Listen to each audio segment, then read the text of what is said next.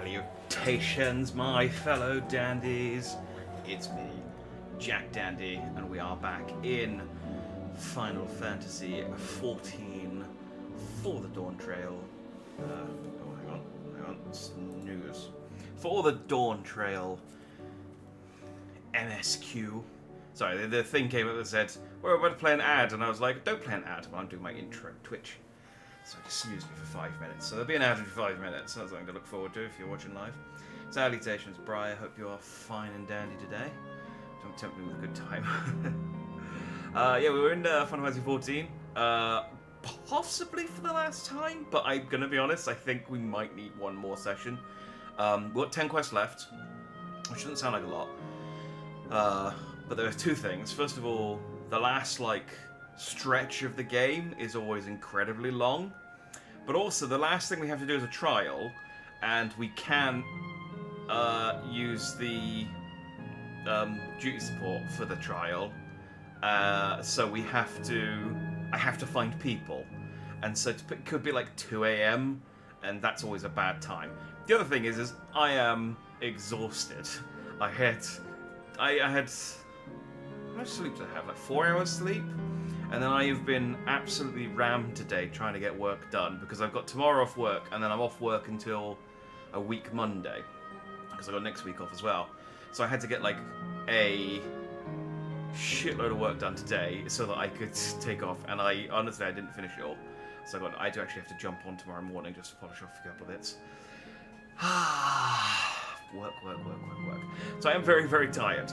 So it might be a case that we'll have to just kind of get to the final stretch tonight and then polish it off tomorrow, and then see how much time that leaves us, because rather than try and push through to 4 a.m. bleary-eyed and exhausted, which is fine. Tomorrow, Friday was always a bit of a wild card, whatever stream, and we got time to do other stuff. Salutations, great perspective. Salutations, Frost. Reg, first of all, thank you for the stream title. I 100% ripped that off. All credit to you. This was a joke you made yesterday, and I absolutely ripped it off. Which was we built Piss City on lots of souls. I am indeed worthy of the corn, and yes, Briar, you left at a bad time. I think literally 5 minutes after you went to bed, we found the bunny MILF. She's still around, so we'll run into her. Yeah, we found the city of Piss. We've achieved corn servant status, and I have my sick new red mage gear. Oh, it's so nice to look at. Fun fact: to get the corn servant to go on this railing, I had to jump up here and run around to get him to jump up, and I fell off twice. And it's quite a long way down. Whee! So every time I fell down, I had to run all the way back up again and try and run along the railing again to get him to go back up there. So that was what I was doing before the stream started. Right, let's go and Briar demands the bunny MILF. Briar demands the bunny MILF. We'll find her eventually. She's somewhere around here. Can I... How do I do this? Do I just talk to the guard? Oh, I might just talk to the guard. Yes. Oh, they didn't show you riding the zip line each time you talk to the guard. That game. It was more than 5 minutes. It felt like, my sense of time is always warped whenever I stream. I was thinking about it the other day with Voices of the Void, and I was like, I don't think... I can't think of a game, at least, where basically the flow of time became just so liquid to me then playing that game. I came off the end of a 7-hour stream, and it felt like I've been playing for half an hour. It was, I just don't know what it was with that game. It sucks you in, man. So yeah, my sense of time is a bit skewish, but it's fine. She's around here somewhere. I think she's we got to speak to her a few times before the end because I can see that she's the quest giver for the next couple of story quests. So yeah, she's around here. So yeah, this is the City of Gold. This is Alexandria in the 9th Shard. according to Yoshi. This is where the Endless live. This is a city made of memories. So they're not actually alive, but they're like the memories of people who used to be alive and who seem to be aware that they're memories, but also seem like content with just kind of like, well, you know, it'd be nice to keep living, but also if everything comes crumbling down, that's fine. Like, they seem very kind of, you know, placid. So, and we ate some popcorn and it didn't taste like anything. That's literally the last thing we did. So now me and Graha are trying to find a troubled man. I cannot claim to know exactly how Endless behave, but hopefully our man has not gone far. Let us split up and search for him. He is an Eldite with fair hair. How's an Eldite?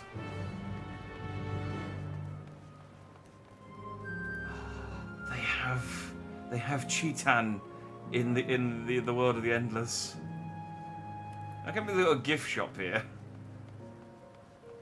God, imagine if heaven does exist and they've got a gift shop. What would you buy stuff with? It's like, oh, I have a souvenir from my time in the eternal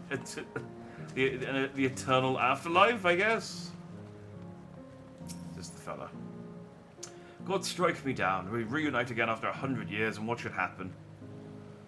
Yes, my apologies, but I'm in some haste. If you have something to say, please make it brief. We're busybodies, and we're just wandering around and talking to people. Your friend noticed that I seem troubled, so you've been looking for me. What kind souls you are. I've lost something important. The engagement ring intended for my beloved. A lanky, monkey-like fiend stole it from me. Estinian, what are you doing here? After running hither and thither, I managed to locate the beast in yonder square, but I'm uncertain how I should take the ring back. Once I might have considered fighting for it, but given the shortage of ether, the danger is simply too great. If I were to be struck down and my essence dispersed, I'm not like to be remade for a long time. I cannot risk it, not after my beloved has finally given form again after 100 years. Though it pains me to do so, I should give up on the ring, but I thank you for your kind concern. I can kill a monkey. I'll get my monkey out. I mean, my mount, not anything else. Invented Paradise City. Place reminds me of the first time in Kingdom Hearts 2, Twilight Town. That's yeah, it does have that kind of like.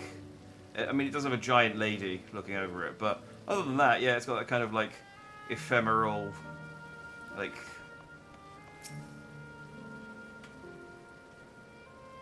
Trapped in time feel to it. Monkey! It's a thieving Torbalan. And he has a... What's that? It's like a... Sorry, I'm looking at a weapon. What are you hitting me with? Oh, anyway, try to kill this thing.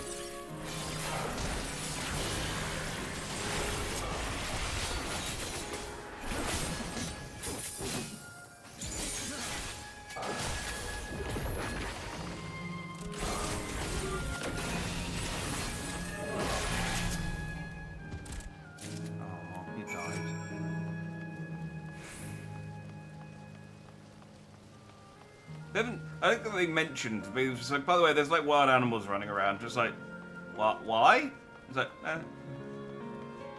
this area isn't a hub, so it's got to have enemies. Oh, it was you again. Was there something else?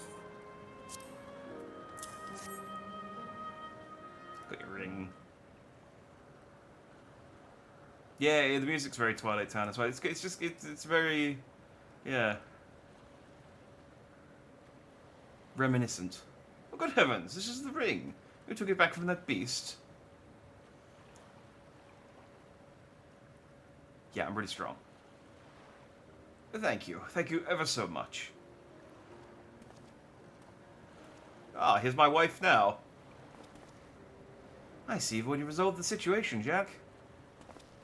You must be the friend who first noticed me. I owe you my gratitude as well. My name is Euclase. Euclase? I was planning to propose to my beloved with the ring, and thanks to you, I can do just that. Oh, well, that is cause to rejoice indeed. Did the two of you meet here? No, we were sweethearts in life, but I died young, and she only followed me decades later. Even then, our reunion wasn't yet to be, for the ether shortage means not everyone can be recreated. I had to wait until but recently to see her again. A reunion beyond death. Such a thing would be possible here, I suppose. God, imagine if you if they recreated someone and you're like, oh God, I hate that guy. Why did you have to can you unmake me for a few hundred years, please? I assume you're newly arrived. While our memories are stored in the terminals, less than 1 in 10 of us has been given form at present. I myself have been reincarnated 3 times now, and each time there seems to be few of us. It's fairly a miracle that my beloved and I could meet. I see. Given the circumstances, the chances of existing concurrently with an acquaintance would be slim indeed, and slimmer still for a loved one. Truly, that is why I decided to do that which I failed to do in life. Ask her for her hand. With her regulator, she was spared the sadness of my death. Even so, she never took another man for the rest of her days. She told me that, not for any particular sentimental reason, she's just got a terrible personality. She told me that, although she couldn't remember me afterwards, she could never shake the feeling that someone precious had been part of her life. The sweet fool.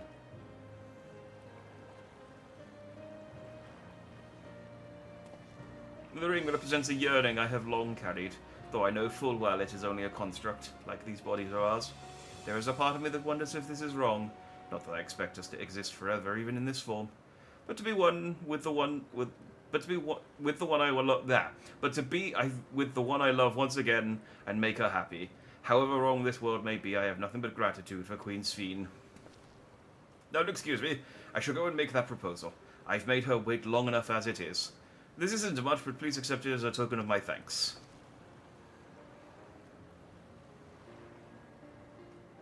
Tickets? For the gondola, to ensure that order is preserved. Ah, do I get a gold source a day? We must observe the proper way of doing things even here. It's very much like Queen Sphene to make it so, is it not? Take care, my friends, and see to it that you have no regrets. Ta-ta. See what I mean? I think everyone's sort of like, yes, we're happy here, but if everything ended tomorrow, that's fine too, I guess. So everyone kind of understands they're on borrowed time. I expect a struggle game to take place around here. Oh, with, who was it you fought in Twilight Town? It was a Final Fantasy character, wasn't it? It was, God, I can't remember. Was it Cypher? Really awkward if she got married to someone while he was dead, oh well. Worse, you're here with your new wife after your first one died, and you show up in front of the old one with a new one after being remade. I mean, again, if you think about like the traditional, like interpretations of heaven, surely that's what happens. You show up and it's like, well, I remarried like twice, so I guess you all just live with me now. Get along. I think it's about time we rejoin the others. But what do you say we go by the gondola? I expect it won't be possible to do so once the terminal's been shut down. Come then, let us seek a vessel at the pier. Oh, Graha, I know your game. He's like, yeah, we should go back, but you know, we've got these tickets. We might as well check out the gondola, right? Right? You know, it'd be a shame for them to go to waste. It's like, it's cool. We can ride the gondola. It's fine. You can push off at any time. Mind the gap when you're bored. To death do us part. We died. I'm single. Later. Basically, yeah, it was Cypher, Raijin, and Fujin. I knew it was some Final Fantasy characters, and it was like not major Final Fantasy characters. So yeah, that does sound right. I was thinking Waka, but Waka was at the beginning of the first game.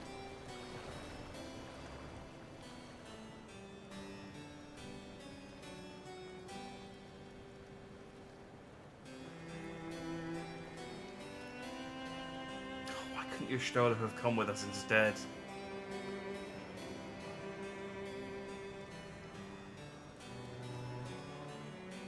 Oh, look, there he is.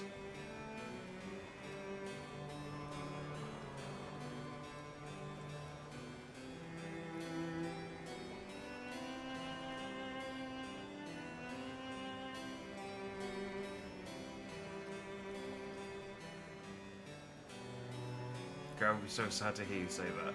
Look, Graha's fine, but, you know... Do you remember what I said to you? before all this. That life is a series of journeys. That you must be true to yourself, for indeed, there's no telling what awaits. I don't know about you, but I certainly didn't expect to behold such sights. The future is as fluid as the water beneath us, truly. Tell me, my friend, have you ever wished to be reunited with someone who has passed away?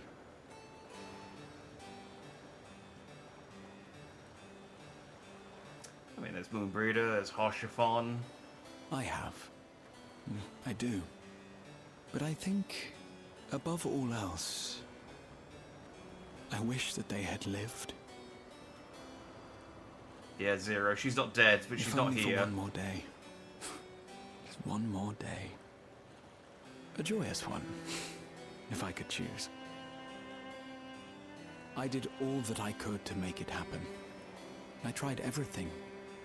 Spared nothing. Again, I know some guys who can bring people back to life.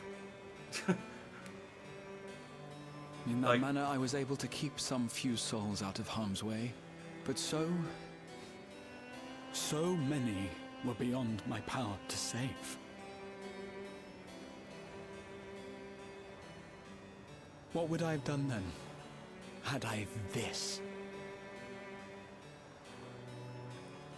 This is an incredibly inefficient way of bringing people back to life. Can you imagine yourself spending eternity here, knowing no loss? Don't have triple triad here, Graha. This would be boring. Also, it's all yellow. Like, it hurts my eyes just being, like, walking around this place. God, imagine living here. Plus, the food doesn't taste or anything. This place sucks, Graha. What's wrong with you? But yeah, no, seriously, I know some alchemists. If you've got someone you want to bring back to life, like, I know, like, 3 guys. I could probably do it. I'm pretty good at alchemy. Give me a couple of months, I can get to level 100. I can become a necromancer.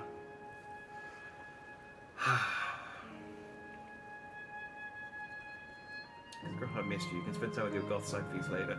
Graha, yeah. I mean, to be fair, I mean, at least we got a little bit with Graha, but I kind of wish. And apparently, I'm not alone in this sentiment. And Yoshi has also said that he will. He's acknowledged the feedback. I kind of wish that, like, they just hadn't bothered bringing Graha and Y'shtola into this DLC if they weren't gonna, like, actually give them proper stuff to do. Like, Graha's got some stuff to do now, I guess. But it just feels like... I think it would be better for them just to sideline them for the whole thing and then bring them in as, like, a main character next time, rather than try to constantly, like, get all of them together. Just for, like, Y'shtola feels incredibly shoehorned in. Like, she's been in it so little, and we've left her behind again. Like, it's fine. We got a lot of Y'shtola in the post-Endwalker stuff. Like, she was one of the main characters of the post-Endwalker stuff. So she was very sort of shoe-in. I would have rather they just sort of, like, not bothered and then brought her in for, like, the post-Dawn Trail stuff. But... this is why Jack wears sunglasses. Yeah, it's because of shit like this. It's because of the first... It's just everything's so bright all the time. Plus, you know, when I use my level 3 limit break, occasionally. It tastes like stuff to them, you just aren't dead enough. That's true. That's true. It's like, Graha's like, well, I could bring someone back to life. And it's like, yeah, but no, it sucks. Let's have Taru's main character. She got left out of this one. She did, yeah, Taru is just gone. Like, yeah, I mean, they brought her just... She was in Heavenswood and Stormblood when no one out, when very few other people were. And then this time she's just been 100% just backbenched. Which is fine. I think that's okay to do. So long as we get some Tartaru in, like, the next expansion or in the post stuff. And yeah, I'm hoping that she's going to be a big part of the post-Dawn Trail stuff. Given that the interdimensional travel, and that's kind of Y'shtola's bag now. So, It was nice to chat with you again, my friend. It feels as though it has been some time. Having met Endless like Euclid, I feel like I've come to understand Sphene a little better. Anyone would wish those dear to them a long and happy future. She bears the burden of the desire for all her subjects. Yet as Crowd said, we too have people we cannot lose. Come, Jack, we can get to the fountain via yonder bridge. This does feel like... I mean, it doesn't feel like. It's exactly the same message we got from the end of Shadowbringers. It was just like, it's exactly the same as the Ascians, who were like, hey, I want to bring all my friends back, but it means you all die. And it's like, well, okay, well, I understand why you want to do that, but we're going to stop you. And this is exactly the same situation again. He's like, except it's just that I want to keep all my friends alive. Although technically, as you said, only 1 in 10 people are currently active. There you go, Briar. There's Kafkia. Kafkiwa. See? Hot bunny MILF. So I guess it is bringing some of them to life, but... quote-unquote alive, yes. But, you know, to say it's... I mean, I genuinely don't know what the Ascians' plan was, because they ballsed up merging one of the shards. So I don't know what their plan was going to be. Kral and Erenville are still out and about, it seems. So how was it? What are your impressions of those you met? It was great. Everyone was so happy, just talking to them made me happy too. What about you, Jack? So yeah, everyone's so happy. I'm so excited to turn them all off. We can just put them on a hard drive, send them into space. Sweethearts reunited? That's a miracle.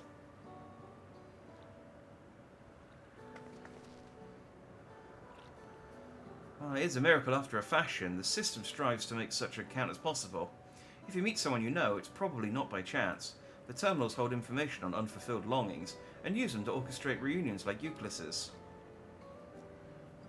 I see, but the terminals can do this is impressive indeed. But there is one thing I do not understand. According to Euclid, his beloved passed away decades after he did, yet they appear to be of like age. Ah, yeah. People are not necessarily recreated as they were when they pass away. The appearances of an Endless, I speculate, reflects the happiest period in their life.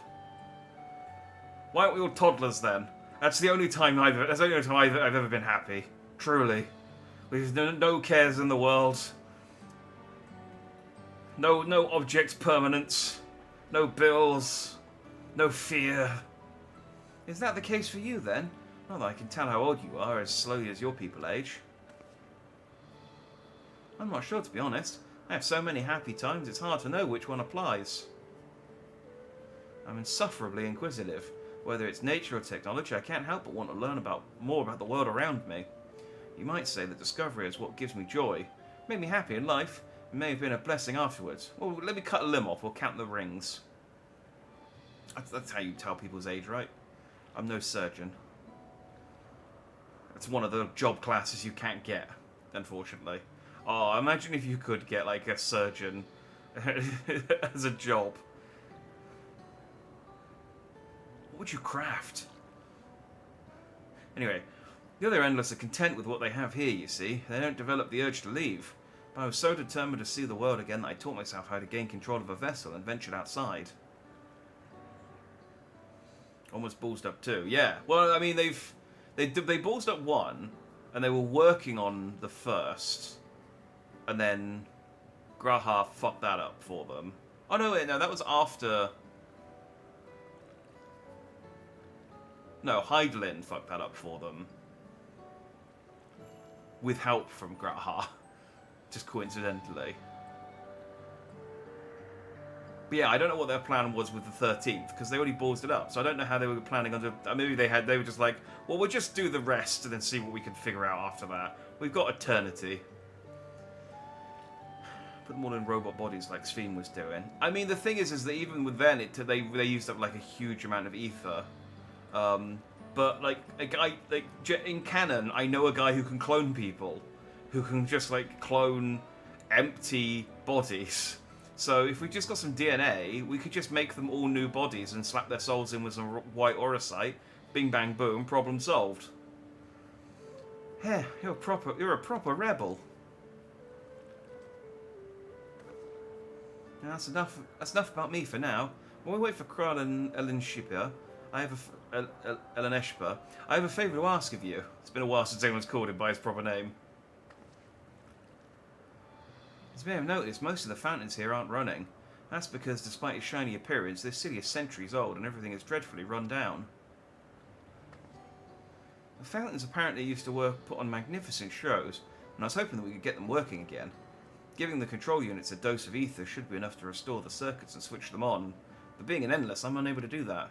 I realise this is a selfish request, but at the last, I'd like to treat the people here to the display. Just leave it to us. I'd love to see the show myself. Yeah, okay, the non-magic user offering up her ether.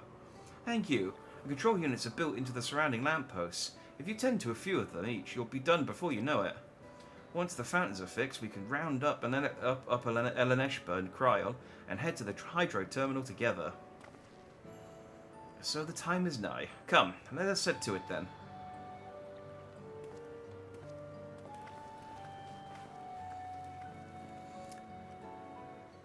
Dead people are coming to life. Stream monsters all dead. Let's fix a fountain. Oh yeah, this is part of the course for Final Fantasy XIV. Like literally at the end of Endwalker, we had a quest where we were delivering boxes for some people, and then 2 quests later, we went into hell, killed God, and then we got on a spaceship and flew to the end of the universe.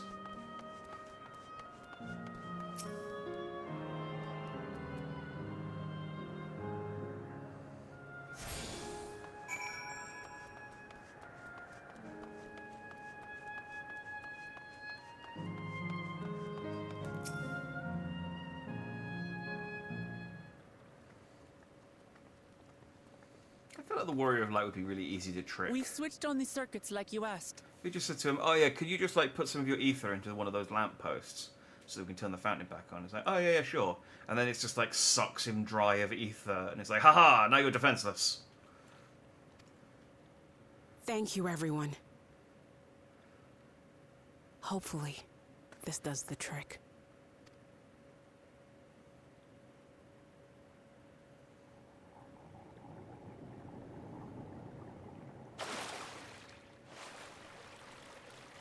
Wow, what a show. Oh.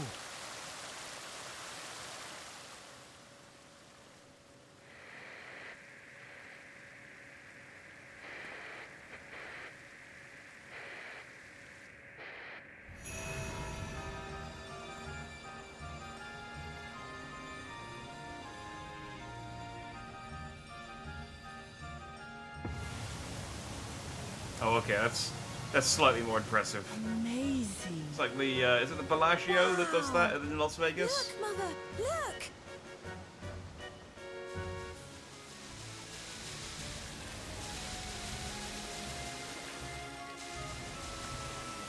Yeah, it is Bellagio. I just remember it from the end of at the end of Ocean's 11.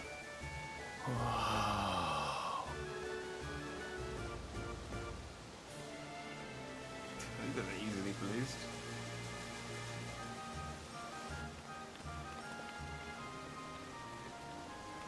It's beautiful. So's Kryl. I've never seen anything like it.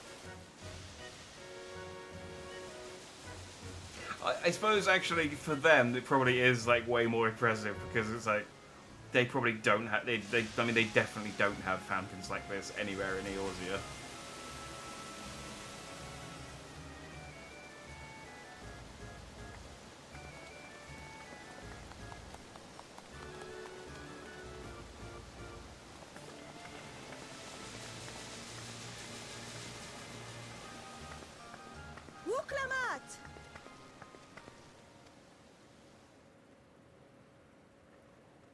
Where are you? Woklamat! Oh yeah, there she is. Man, we've seen like her through like 3 different ages. God, it's Namika.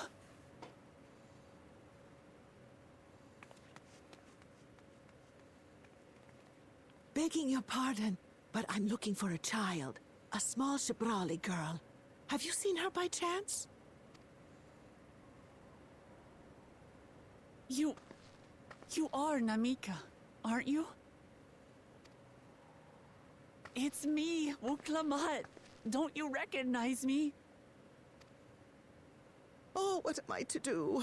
The child and I, we aren't related by blood, but she's as dear to me as my own. Namika, considering they just said this whole bit about, like, oh yeah, it takes like hundreds of years for some people to materialize because there's like a shortage of ether. They pumped Namika through quite quickly. Although I guess they said the system does like orchestrate reunions, so maybe it sensed that Wuklamat was here.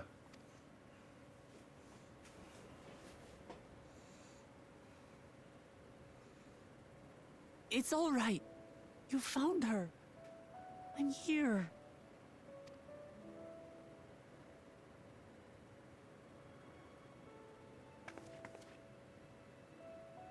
You? Could it be? Yes, Namika. You know these eyes, this voice.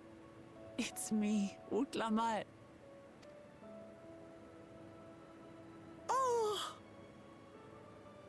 It is you! Oh, how silly of me. But if you're here, then that means... No. I'm still alive. Oh, good. Thank the gods for that. But what power has brought us together again? This isn't a dream, is it?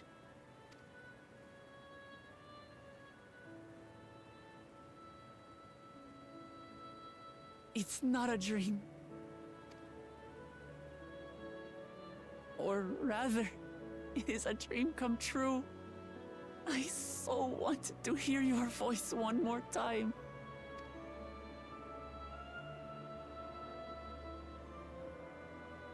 Just look at you, my Wuklamat.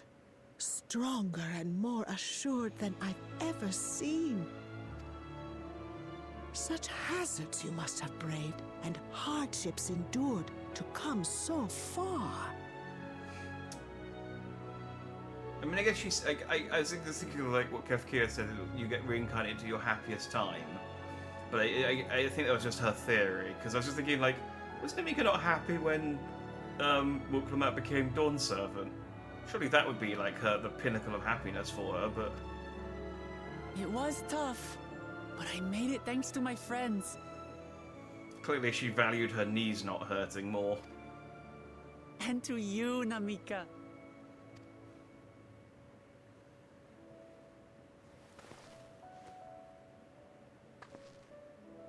I'm the person I am now because you always believed in me.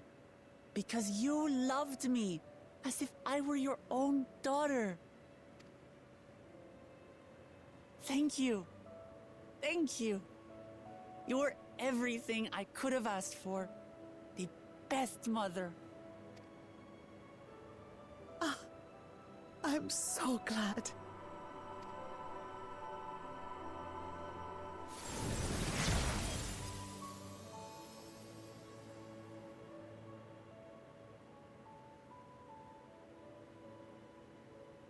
Looking back, I've had a blessed life. And it was because I was a part of yours. There we go. When I lost my child to illness, I thought I'd never know happiness again. But it rekindled in my breast the instant you smiled your little smile at me. You became my purpose, my joy.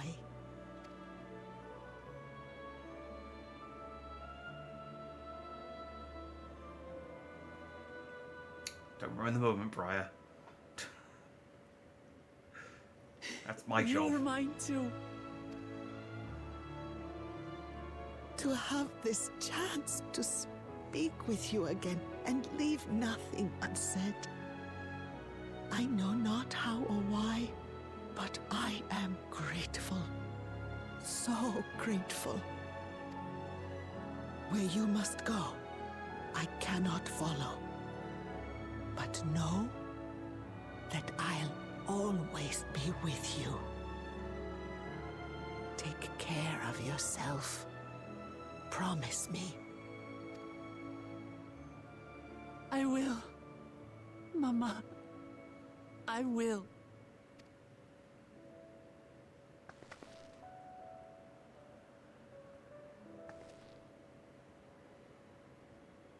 And one day, we'll meet again.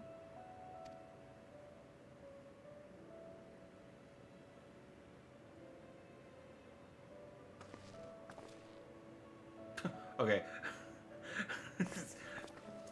Just go, okay, bye.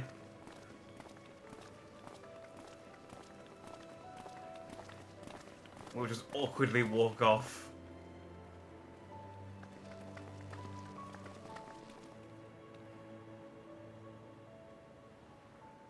I understand why Sving cannot bear to let them go. But as painful as it is to part, we're meant to live and die. To let go and let others carry on in our stead. We can't cling to everything forever.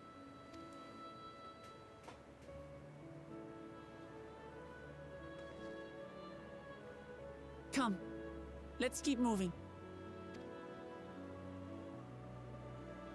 I can't remember if they said... I know we went through the whole processing plant last time, but I can't remember if they said what they did with the memories that they scrape off. Like, well, no, I know actually they said exactly what they do with the memories. They stick them in the cloud, don't they?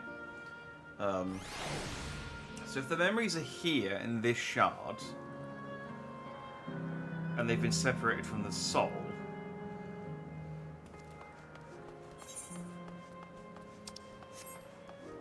And surely they're not going to go back to the Ethereal Sea, then. I mean, the souls might, but the memories are fucked. And we know for, like, definite that you do inherit some of the memories, like, on a, not properly, but, like, on a, like, deeply ingrained in your soul level. Yeah, no, Sphene's really just fucking up the natural order.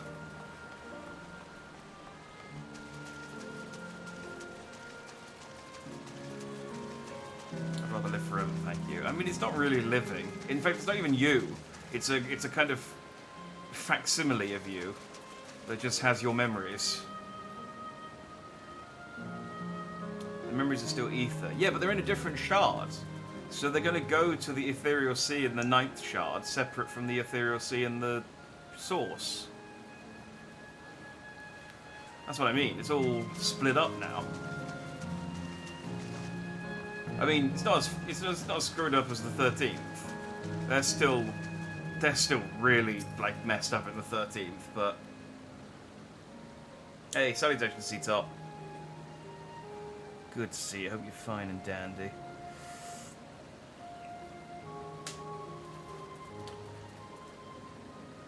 Live forever as long as I don't age. Don't want to be 900 and look 900. Sees a link. No, traveling the sea is how issues get from shard to shard. I don't know, because I feel like if they were linked, then if your fragments died at the same time, surely they would re-merge. But I guess maybe that's why they need the sundering or the rejoining. Even they're not the sundering. That's the opposite. They need the rejoining in order to get the shards to re-merge. So I guess you could have like all 14 bits of your, like all 14 shards of your soul floating around in the Ethereal Sea at the same time, just kind of bouncing off of each other, unable to stick back together. I don't know, it's all messed up. Just to make sure, Kafkia, you're not going to disappear when we shut this terminal down, right? No, not yet. It's the aero terminal in the northwestern zone that holds my memories. You already know how to operate the terminal. It's the same process as the fountain's control. I leave it for you to decide when to shut it down. Doing so will cause the endless here to fade away, together with this beautiful scenery. If you still wish to speak with people or see the sights, you'll want to do that first. Upon shutting down the hydro terminal, it will not be possible to restore Canal Town to its present form. Yeah, fuck it. What are we going to do? Eat the bland popcorn again?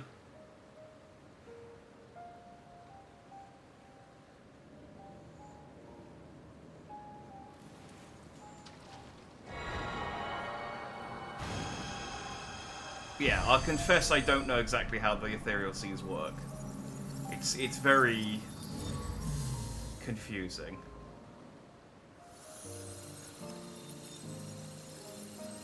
I have started buying the Encyclopedia Eorzeas though. I've got the first one, but that's kind of the data in that's kind of more history than anything else. Although it is where I learned that Y'shtola really likes shoes.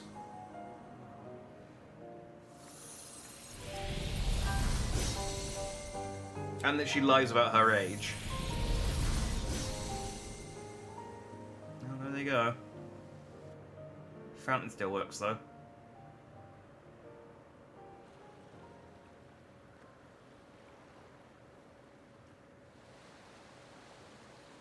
Straight down the yellow one terminal. Sleep tight, everyone. That's about her age. Up or down? Down. So there's hang on, we'll do this cutscene, then I'll explain when I'm walking over to the next bit.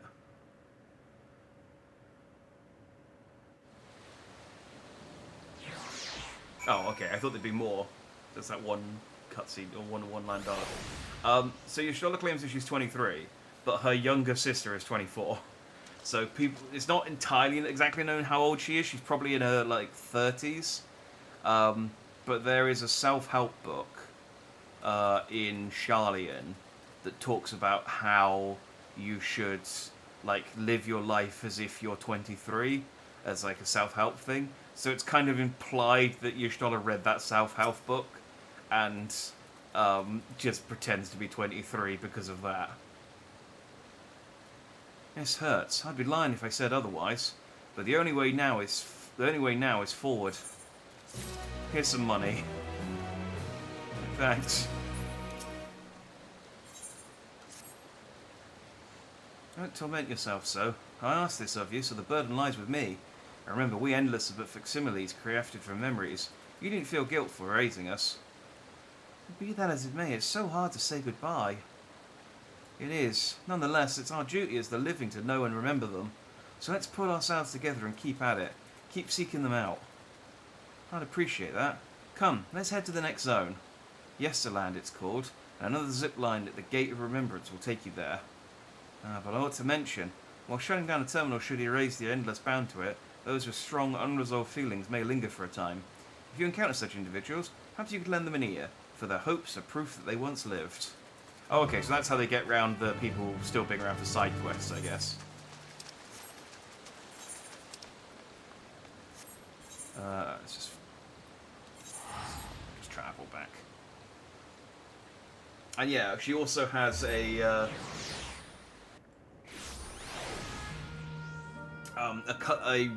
vast collection of designer shoes, and the boots that she wears are all made by the Leatherworkers Guild in Gridania. Specifically their like brand that they make. System reboot complete. Bleep bloop. Error. User registration confirmed. I bid you welcome to Yesterland, where the dreams of children and inner children alike come true. Please enjoy your stay. It really is like Disney World.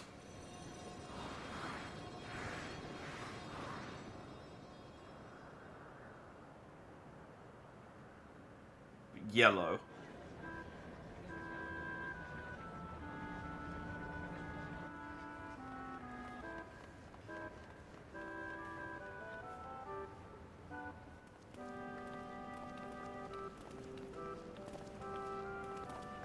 Amazing. This is also a recreation of an actual place. After a fashion, Yesterland is themed upon a period of peace before the storm surge and engulfed the world in conflict. It was a golden age for Alexandria, and they've captured it here in the form of an amusement park. Well now, another large-scale attraction. It's exhausting just being here. It does kind of feel like the Gold Saucer. We're just going to be as exhausting.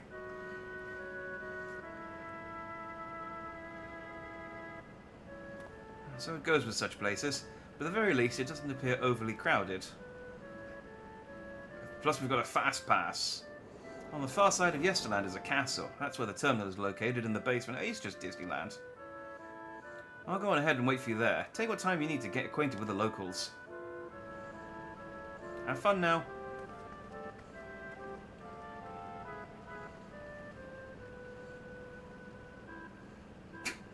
Erenville is like just charging up angst. Like before, we'll speak with the Endless. We'll learn what's dear to them before doing what we must. Right, let's start by exploring and get our bearings.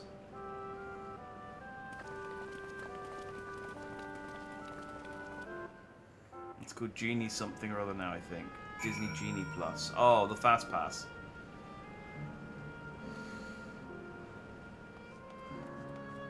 The Fast Pass was so nice to say, though. Oh, look at this enchanting floor fresco.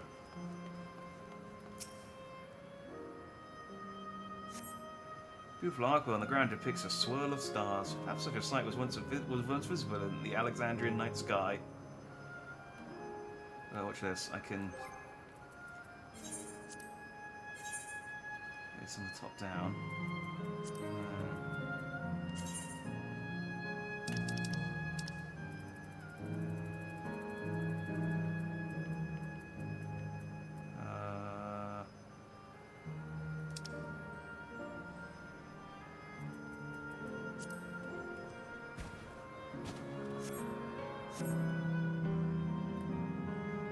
Beautiful.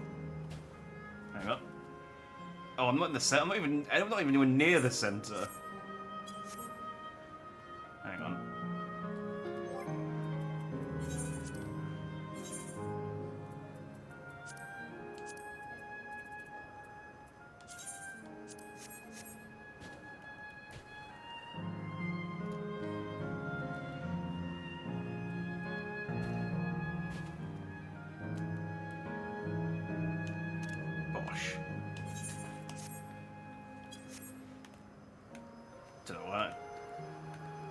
Figured get that in before I turn this place off and it all goes away. It's an Endless boy. Oh, hello there, mister. We just talking about Sir Otis. Do you know him? He's a bit odd and doesn't get jokes, but he's really strong and can vanquish fiends in a flash. He's probably out there fighting right now. When I grow up, I want to be strong like him. Oh, I wonder if Otis got, like, brought up here. I assume so. Like, why would they mention him otherwise?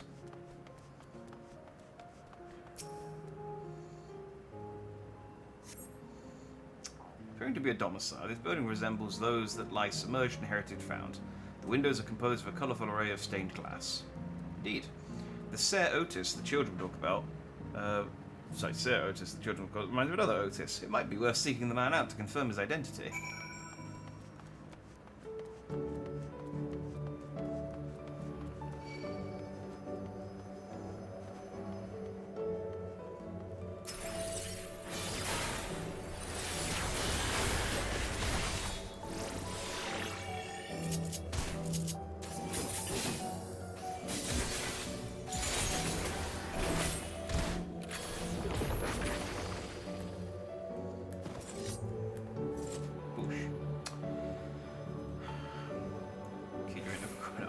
I would always be here so the memories could be recovered. My guess is that although it's the same person, it's before he got put in a robot. So it's not going to be the Otis. We're not going to see him and he's going to be like, "Ah, Jack, good to see you again. Remember that time we had a campfire?" It's going to be the same guy, but it's going to be like they made a copy of his memories and stuck him in the robot. Actually, I don't know, because they took his soul and put it in a robot. So unless they made a copy of the memories as well? But we'll find out in a second. I mean, he's literally over here, I think.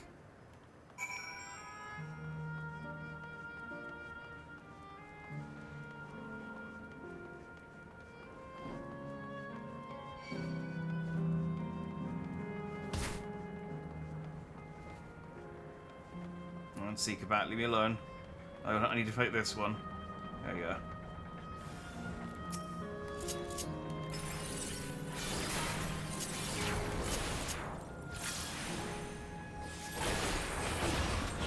Passion Knight. Actually, no, I can deal with this. I don't need your help. Don't worry about it. Just seeing how much damage I can do.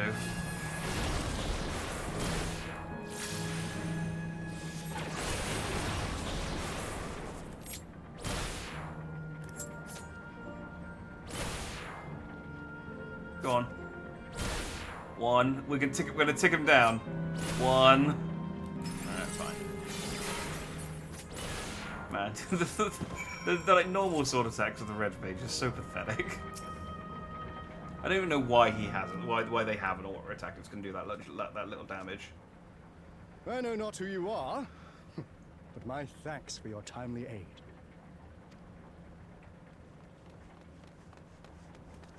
Oh! Your fate's so strong! I actually have seen a picture of this guy, and I now realise who it is. Obviously, I didn't see the context of who it was.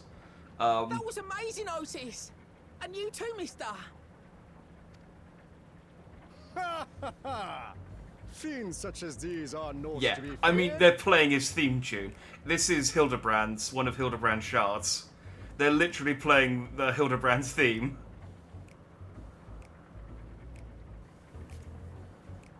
Look.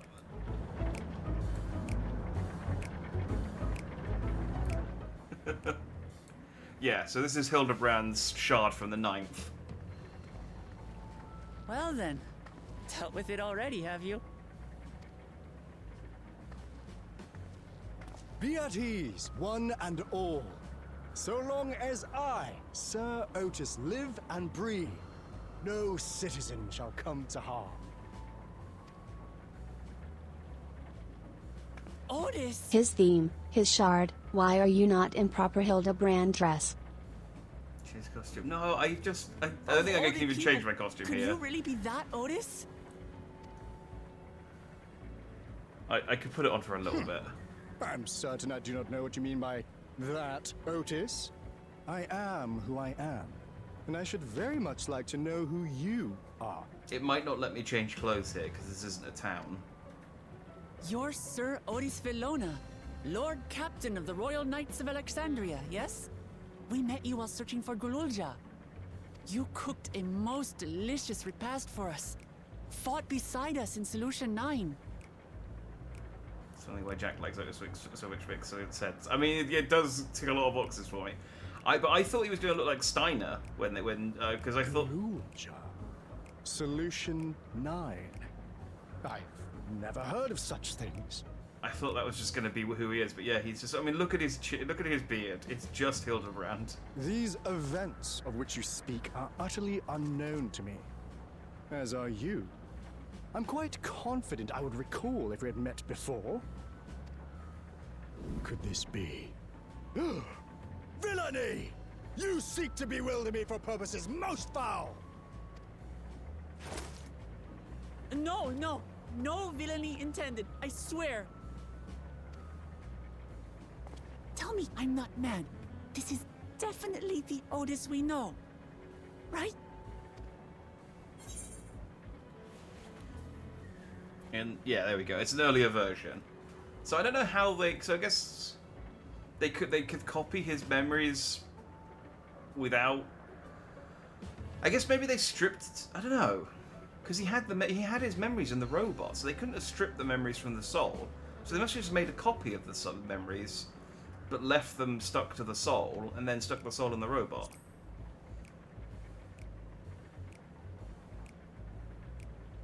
I say!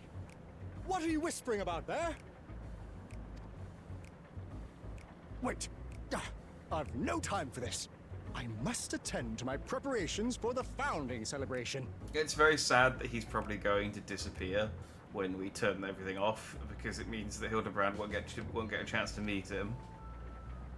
The children begged and begged that I perform in the marquee play, and I cannot possibly disappoint them. I take my leave of you. Good day!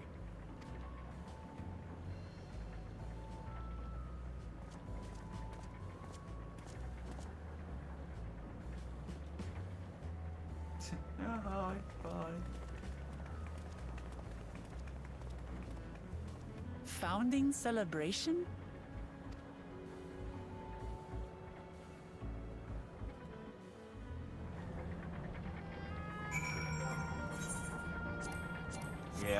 my glamour plates here, unfortunately. God, what a surprise to meet Otis. He might not be the exact same one as the one we met in Heritage Found, but still. Thinking back, he mentioned that he was a test subject for soul preservation. That might explain why he's here in this way. In any case, I'd love to talk to him some more. There's some things I need to tell him.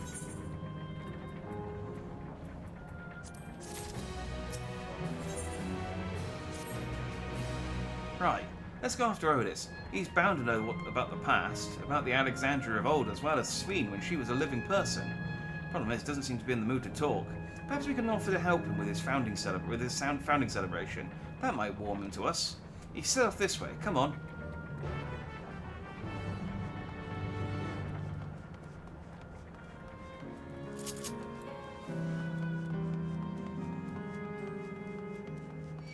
I'm glad she has Coda. I love the thought, but Wooker's just not smart.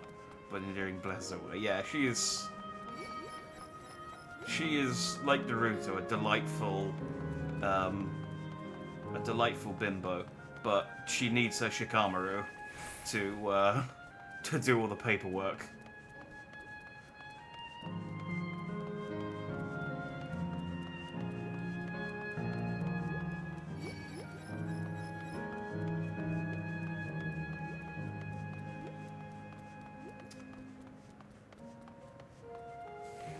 Away, robots.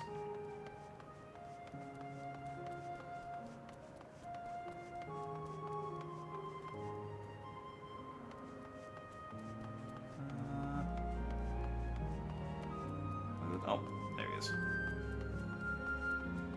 Hi, Otis. You appear to be staring at a wall.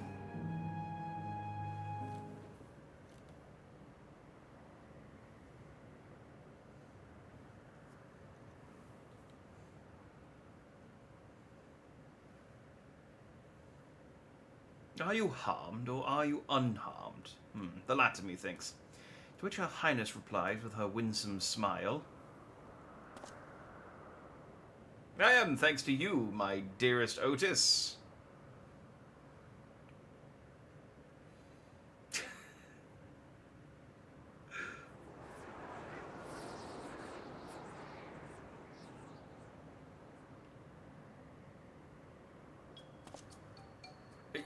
You again? Shall I play the part of the Queen?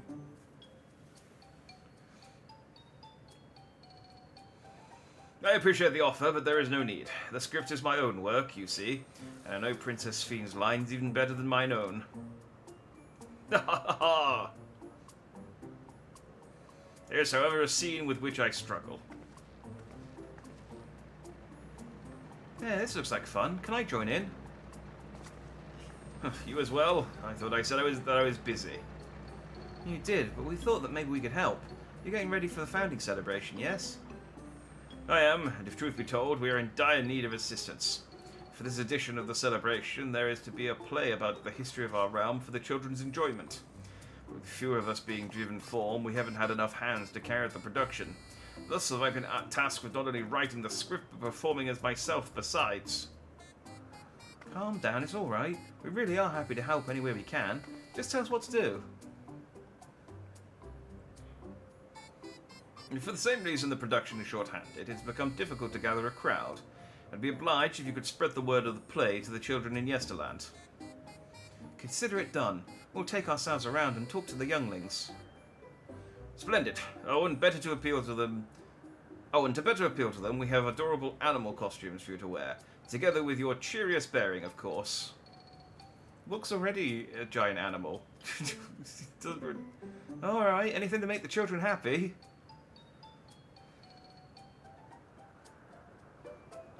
Let's see. Ah yes, this one should be suitable for you.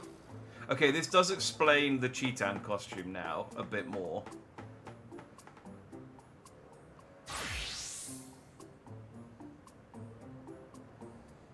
God, she called them younglings, no one tells Skywalker.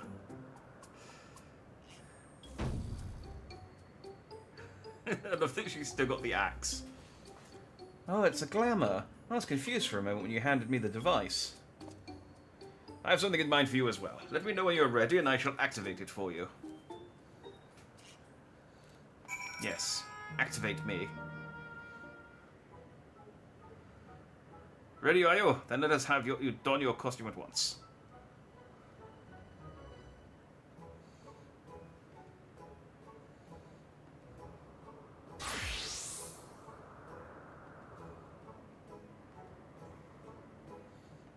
Oh. I'm not even Cheetah, I'm a rabbit.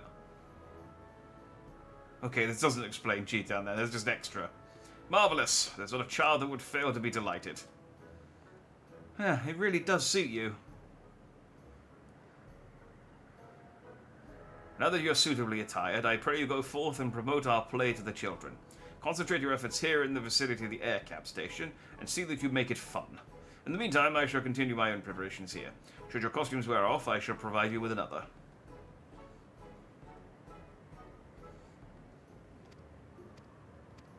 Yeah.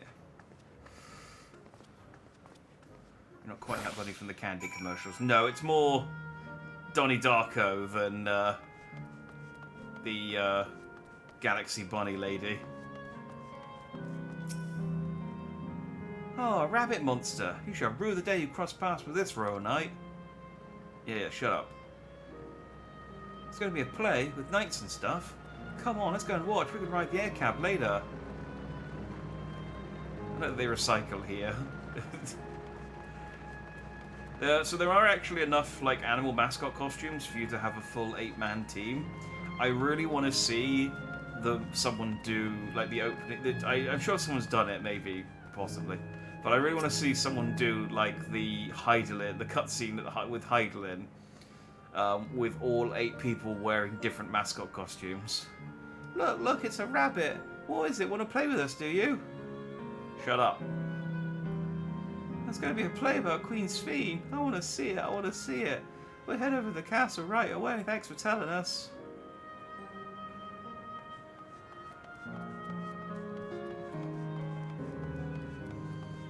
Going to squat and start laying Cadburys. Whatever it takes to get these children to the play. Oh, hello there, Mr. Rabbit. What's the matter? There's a play. Oh, the play. I know about it. They sometimes have performances over at the castle. I've seen it before, so I was going to give it a miss. But if you say it's special this time, then alright, I'll go.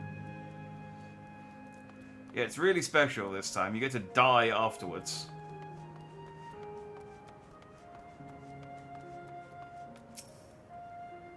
Oh wow, who should interrupt my air cab watching but a person in a silly costume? Let me guess, you're here to tell me about the play. Don't bother, I've seen it no less than 50 times already. Oh, shut up. Oh, this is going to be performing as himself. That's a new twist on an old classic. Alright, just for that, I'm willing to see the play again.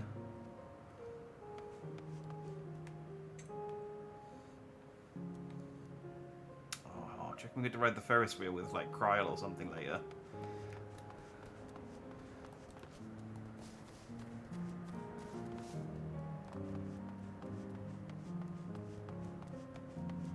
I expect this play to sound better and better. Yeah, I'm a real salesman.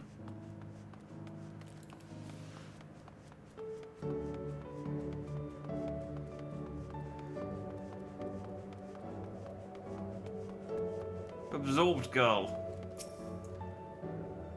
Oh, you had to look at Queen Sphene too, Mr. Rabbit. That great big golden statue. Oh, yeah. It's exactly what she looks like. That's what my mum told me, and she's a scientist. My mum also said, she doesn't look anything like that, I've met her. Your mum also told me that the terminal is a tomb. Her Majesty must watch over all of us from there. Yeah, there's a play on, shut up. Play about the Ram's founding? I love history, that sounds great. I'll let my mum know so we can go watch it together. Thank you, Mr. Rabbit. Right, my work here is done.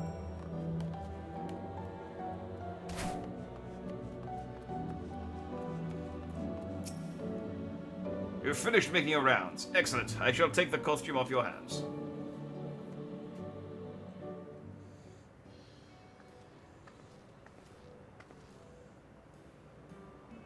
Mook just lost hers.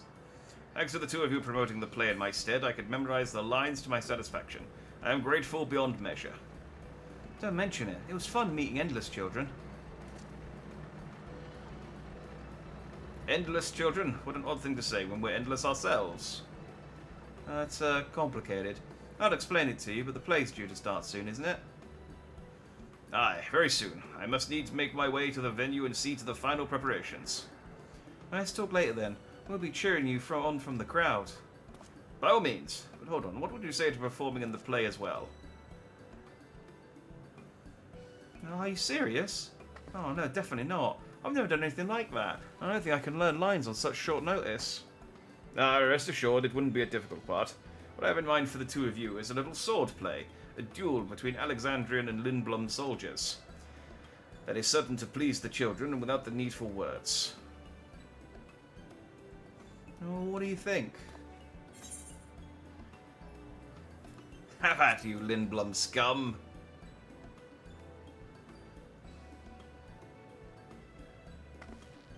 That keen, are you? Alright, you asked for it.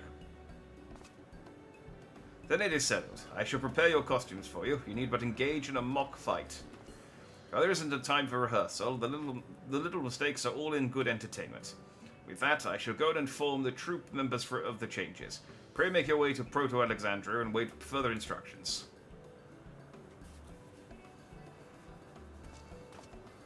Easy, has Furrycon in a week. Oh, it's fine. I have plenty of other mascot costumes I can wear. That's the castle where the terminal is. When we shut it down, Yesterland and the Endless in it will also fade away.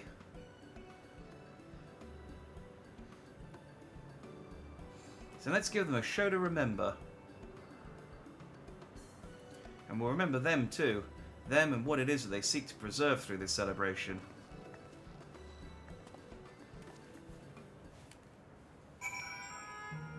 And yes, this is very, like, I don't remember a lot about Final Fantasy IX, and even I remember the play at the start.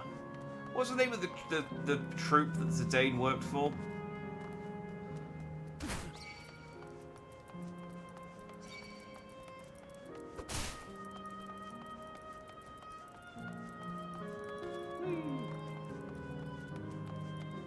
But yeah, wasn't like the end of Final Fantasy IX set in a city of clones as well?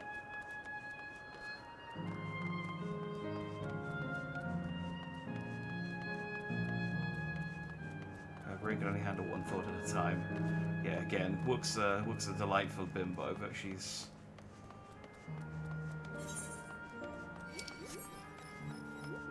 our delightful bimbo.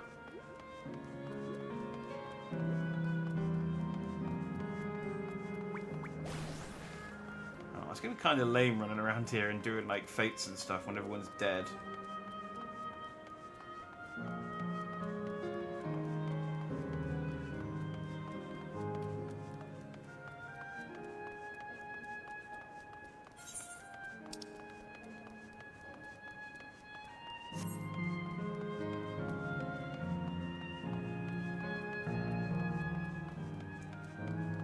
Tantalus, that was it. Thank you, Frost. Tantalus was the group name, kind of. It was odd because, well, the bodies were clones, the souls were of the other world that merged with Nines. Well, that's... I mean, it's kind of similar to this, in that she wants to merge this world with a different world in order to get the ether from that shard. And these memories are like kind of clones of people, so it's you can see the you can see that you know that it's very, very clearly FF9 themed.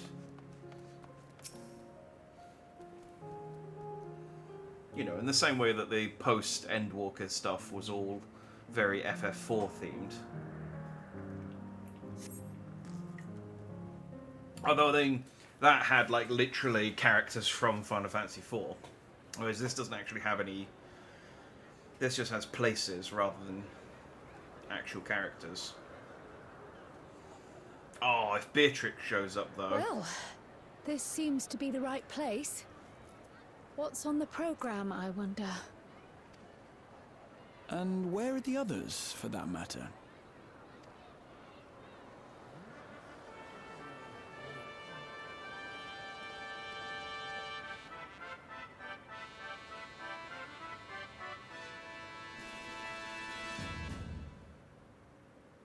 Ladies and gentlemen, boys and girls, tonight's performance is a story that takes place long, long ago.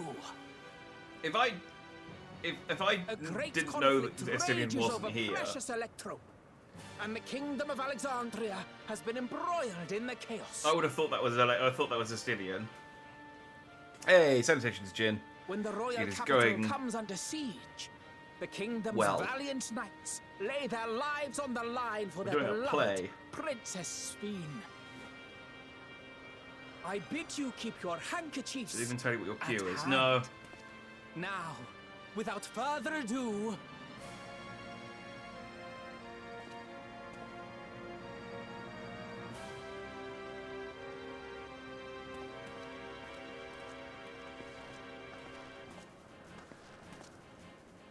Oh, but here we are. Oh, they took my glasses off. yeah, it's a royal knight.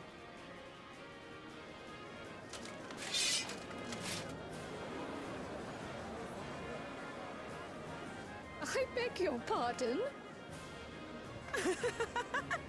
What a twist! Oh, unbelievable. Oh, we're Erinville, lighten up. Ha! Yeah!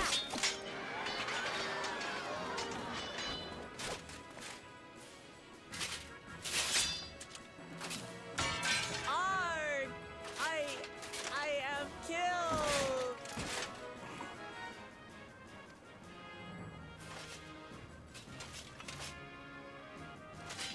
Haha, I have killed her. You must flee! All of you! Oh, she looks just like her. Princess Sphene!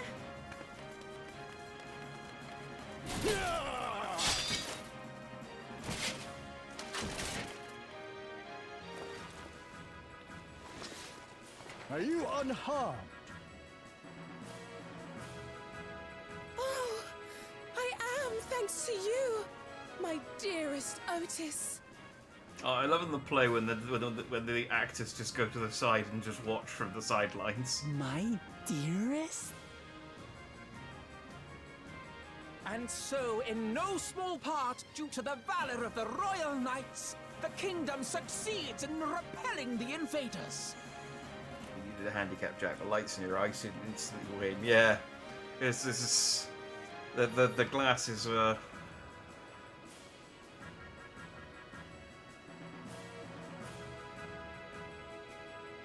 Normally it'd be a limiter. Like you normally take the glass. You're like thinking like Goku's like weighted training clothes or like Zaraki's eye patch or something. But in my case, I can only function properly when I've got the glasses on. It's like a Velma situation. But It looks so their weird without jubilation sunglasses. proves Yeah, short-lived. it is a flashback whenever they take off my sunglasses for a cutscene. For in mad defiance, the enemy unleashes a forbidden weapon which brings about a terrible calamity. Full many lose their lives. The good Queen Sphene, shining vision of hope, among them.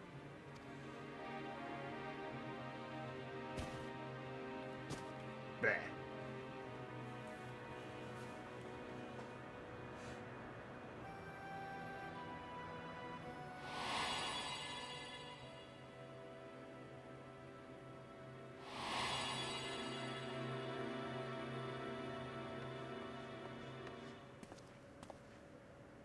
Go to her!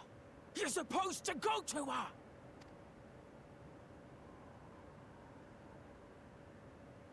What's happening? Is it over already?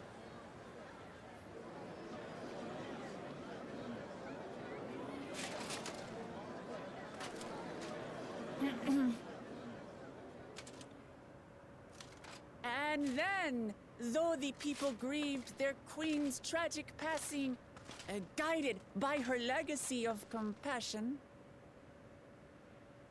oh boy, they, worked hand in hand to overcome an age of hardship, and in time, they built a peaceful and prosperous Alexandria. A new Alexandria.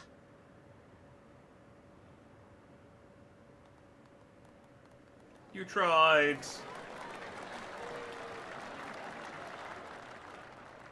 Otis having PTSD flashbacks needs a minute. Yeah, it is weird that they went, let's have a play that is going to trigger Otis's PTSD. Now, you wrote this play, forgive Otis. me. The memories. They had me in a vice grip. All's well that ends well. I wouldn't dwell on it. If I may ask, during your improvisation, you spoke of a new Alexandria. And so I'm given to wonder, do you hail from a time after mine own? Yeah, a little bit.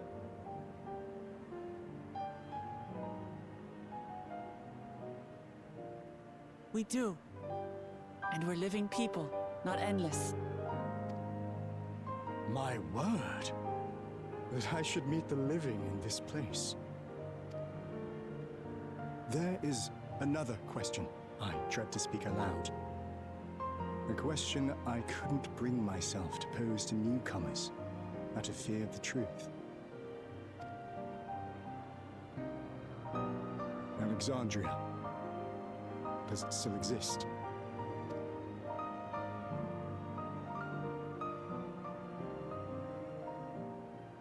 It does.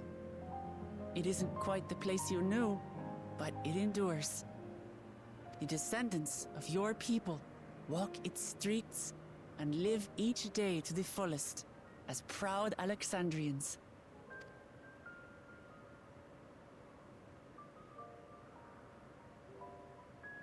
They live. We live. I had failed to protect my queen, but to hear that, it brings me a measure of peace. You were there too, Otis. That is an incarnation of you. Yeah, Of me? That's absurd. But wait, something comes back to me. When they were researching a means to resurrect Her Majesty, memory preservation or some such, I volunteered to be a test subject. Ah. No. It is a fog I cannot pierce. But pray, tell me, this incarnation of myself, what was he like?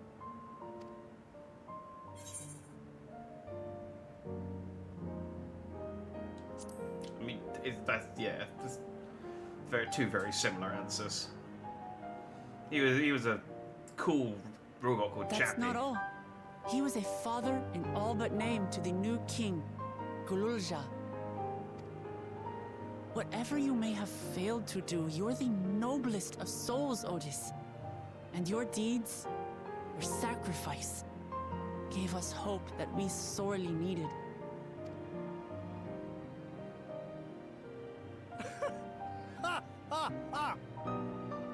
It is miracle. Verily, there can be no other way to describe it. It is. It really is. We bear the legacy of your other self, and we'd be glad to bear yours as well. My, what comfort you offer! With such dependable souls to take up my shield, I may rest easy indeed. I beg you, watch over our new king. The war changed my queen. To her final moment, grief darkened her gentle countenance. I've not the honor of knowing Gululja, but I pray that for all his days, he shall have cause to smile. We'll see to it he does, Otis.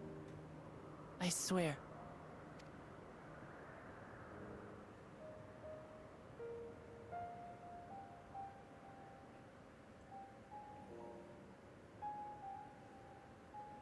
He's on the other side of the portal going, I'm bored. Why are they taking so long?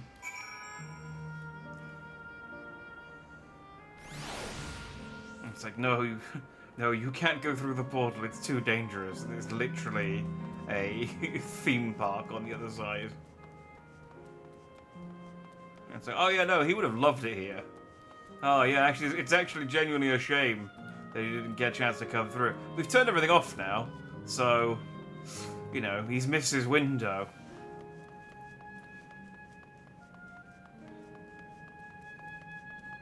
So yeah, it does make me think, like, because this, as I said, this is supposed to be the 9th, and the 9th is isn't rejoined, but they did have, like, a calamity, but it just didn't, like, get to the stage where it led to a rejoining. So it does make me wonder, like, were the Ascians just fucking up all the other shards at the same time, and they just didn't get to the point where they could rejoin them all? So all the other shards have all just, like, in, like, post-apocalyptic states now. We're here. Now you're having doubts. No, I'll do what I came to do. It's just, the fonder you are of someone, the harder it is to say farewell. If you're ready, Jack, then I am too. Yeah, bye, Otis. You were cool. Alright, let me just say a word about those we met here. I mean, those we met. We met Otis, and that was it. That night, he was the one who looked after Garuja.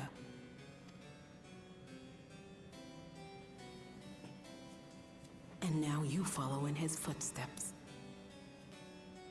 We did briefly meet a kitten, I suppose, yes. I don't even think she went to the play. And those of others as well. We've come to know how much Sven's people loved her, how much they yearned for peace. All of this we'll carry with us. I see.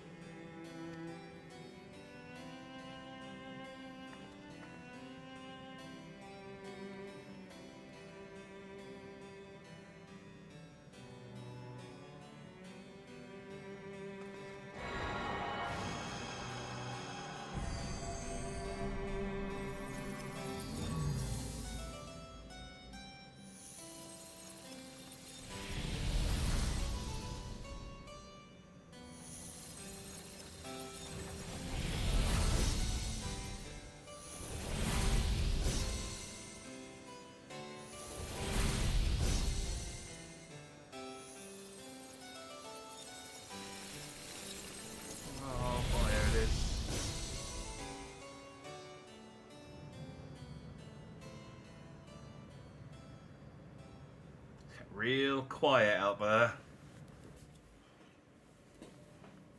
Now we see Yesterland's keyhole. Yeah, so we're a lot more effective than Zora. It takes ages. It's like waking up from a sweet dream to bitter reality. But I'll never forget my time with the Endless, or the pain I feel now.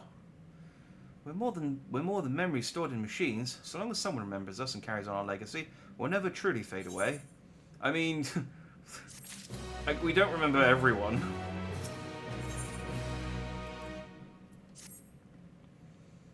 So far, there appears to be no change with the Miso terminal. So let's take the opportunity to visit another zone. Azul Volcane? Yeah, let's go with Azul. Azul Volcane in the northeast. The place with the volcano, eh? I suppose we're using the zip line again. You know it. Like before, I'll take care of the guard at the Gate of Remembrance. Come, let's head back.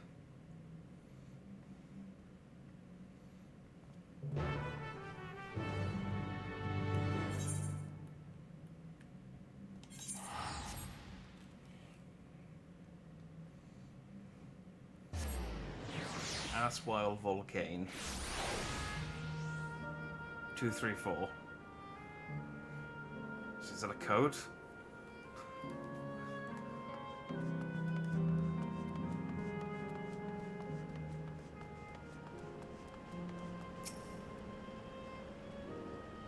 Bleep, bloop, error, download, complete, user registration, confirmed. Dauntless adventurers, I bid you welcome to... You sure this planet's Aswile? Aswile Volcane, the sanctuary of the strong.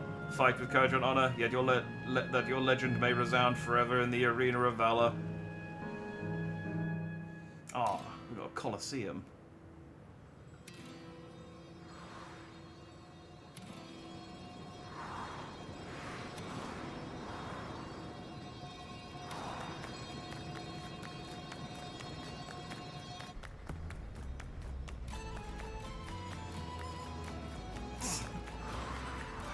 My sad little pompadour every time. I don't care how it's pronounced now, it's forever asswhile. Okay. It's only an illusion. It's only an illusion. It's like, oh no, that's actual lava. What's this now? Don't tell me you're afraid of the lava. Not in your life. It isn't even real, is it? Oh, definitely not. But don't take my word for it. Jump in and see for yourself. No, okay. No, no need. I believe you.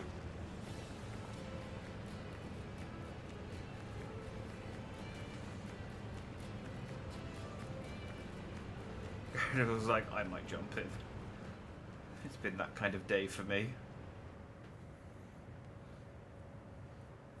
I know this song. I don't recognize her. Out there is the terminal. You can get to it via the caverns that run through the volcano.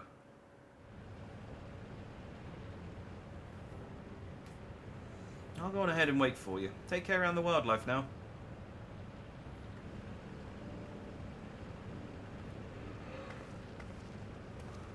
Hey, Erinville. Oh, looks all alone. You needn't worry. I'll give the wildlife a wide berth. Poor Erinville. He's still coming to terms with it.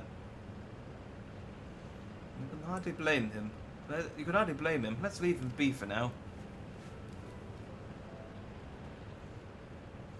Come on, let's get moving ourselves.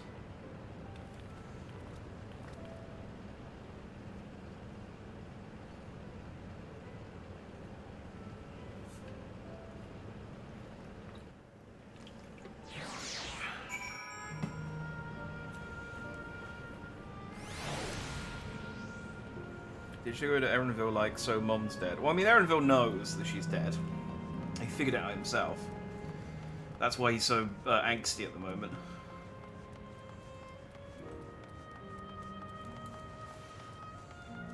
So, I'm pretty sure there's an event that happens here that I'm waiting to happen so that I can show you guys a video. But I don't think it's... I can't imagine it's on this aisle, which makes me think it's going to be on the next one.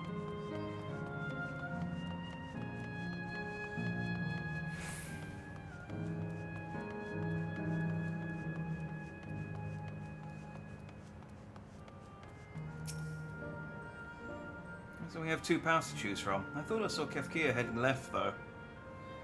Well, that would seem to be a detour. I must say I'm rather curious about that round building. Well, I'm always up for the scenic route. Let's follow after Kefkiwa and see what the building's about. I mean, it looks like a coliseum. It looks very like a coliseum.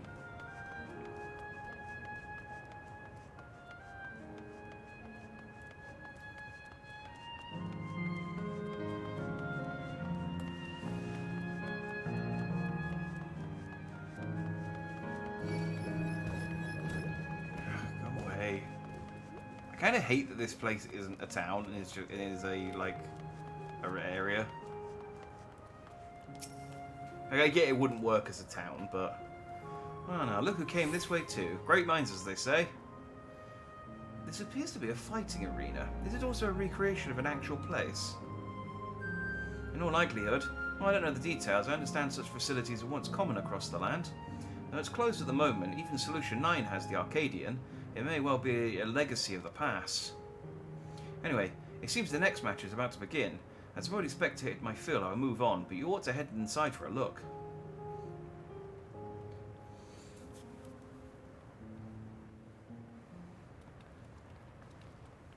It is a shame, because I won't be doing it on stream, but it is a shame the Arcadian stuff is like raid stuff rather than part of the main scenario, because Honeybee sounds great. They've done the Arcadian raid, and Honeybee is the... it's basically like a series of Colosseum battles.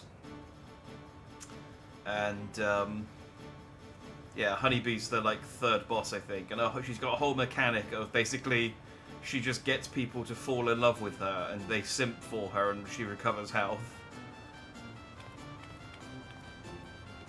Oh no! This might well be it. I think.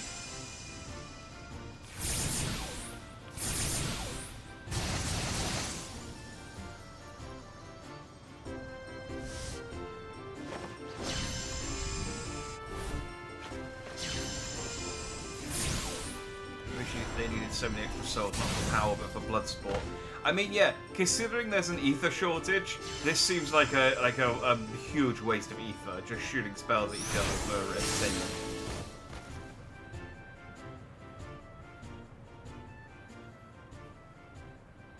That rather resembles Arcanima, wouldn't you agree? Indeed. While similar arts could have developed independently across reflections, this verges on being identical.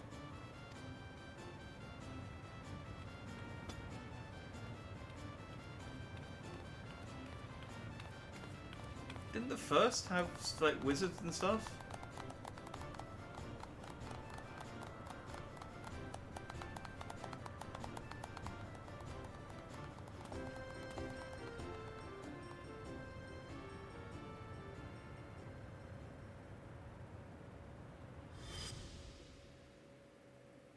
Yeah, there they are. I'm just gonna awkwardly tap Kryl on the shoulder. Is something wrong?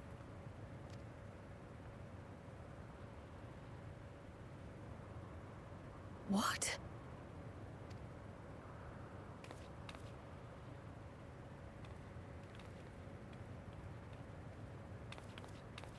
Do we know each other from somewhere?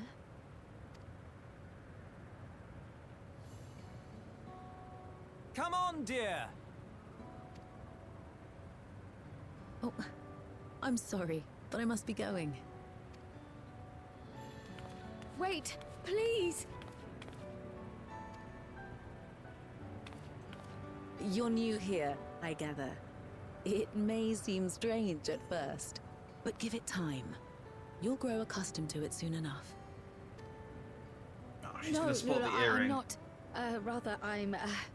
Oh, what can I say? Of course. This earring. Do you recognize it?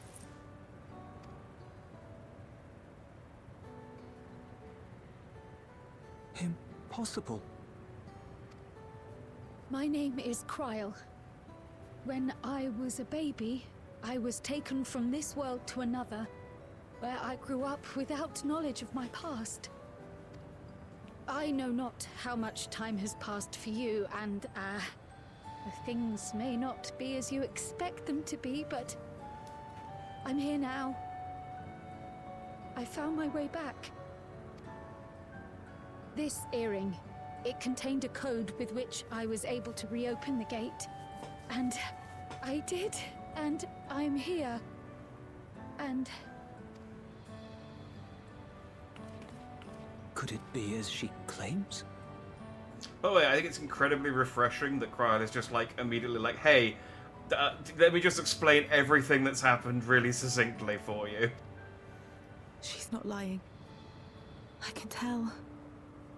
And there is no mistaking the earring.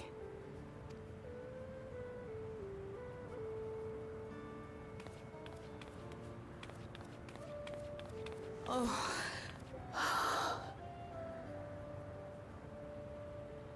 How you've grown, my darling daughter. Kryl knows what up. She's goddamn Kryl. This is what I mean. She's like way too, like,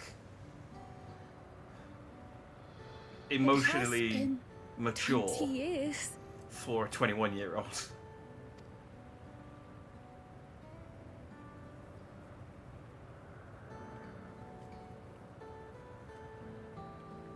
I like it. She doesn't even explain it very well. She doesn't know how to form thoughts in this moment. No, it is quite like a word diarrhea, but she does. Yes, names.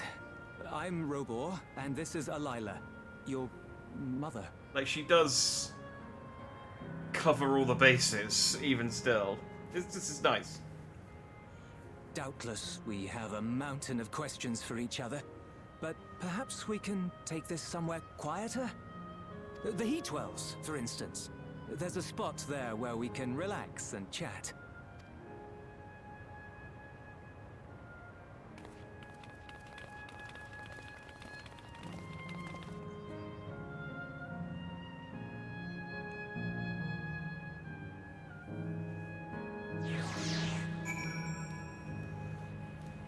Where we find out that Cryo is like a really advanced Endless, and we're actually going to turn her off. Oh, could it be that the system orchestrated this reunion as well? Forgive me, this is all so much to take in. I'm struggling to collect my thoughts. Have some materia. Alright, I feel a little calmer now. I thought myself prepared for the possibility, but to actually come face to face with my parents was overwhelming. And having been parted from them as an infant, I'm not sure how to behave. Take your time. After everything that has happened, you deserve to do so. You have many things to say to one another, and now you can say them. Indeed, this is a meeting to be cherished. Just do what comes natural, eh? Thank you, everyone. I'll make the most of our time together. Also, if you could all, like, come and watch, you know, just sit nearby, that'd be great. Don't joke about that, what the fuck? That's not gonna happen. They clearly dropped her off before they died. And, it's been, like, thousands of years for them. It'd be awful if she, like, did that explanation and they were just like, do you remember doing that? It's like, maybe? I mean, we've done a lot of stuff in the last millennia. Like, you can't expect us to remember everything. I should hit up the Aetheryte real quick.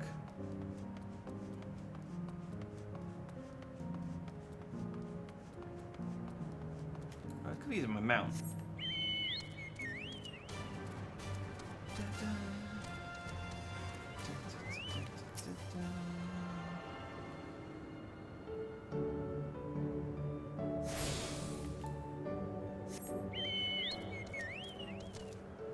Oh, that was lucky. I got the same amount twice.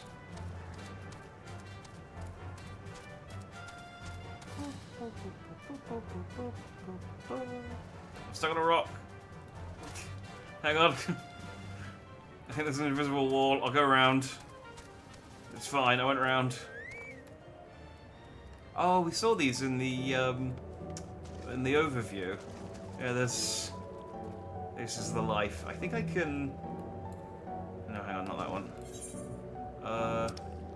Is it float?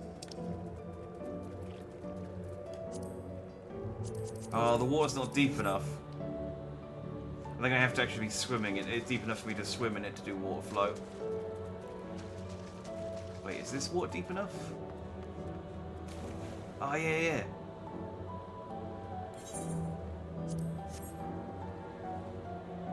Yeah. Oh, this would be a good place. Hang on.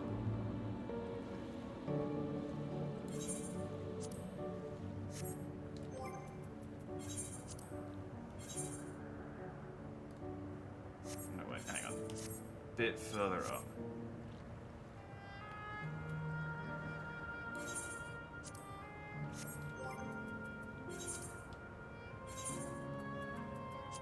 Just get rid of. Boop.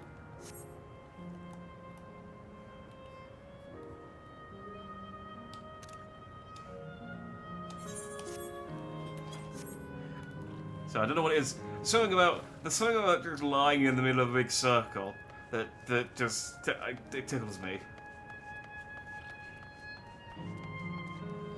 It's funny to play dead anyway. Yeah.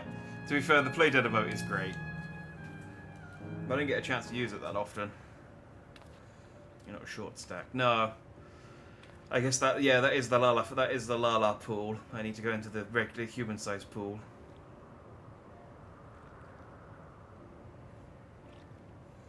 It's such a strange feeling to be reunited with you beyond death. Your companions, what are they called? Oh dear, I'd completely forgotten to introduce them. Over here is Wuklamat, vow of resolve of Tuliolal. Beside her is Grahatir, my colleague in the students of Baldessian. And this is Jack, an adventurer. Though that hardly does him justice, he is the most dependable of friends to whom I owe my life. My word, we clearly have a great deal of thanks to give, don't we, dear? Oh, yes, we do. Yes, we do. Our heartfelt gratitude to you all.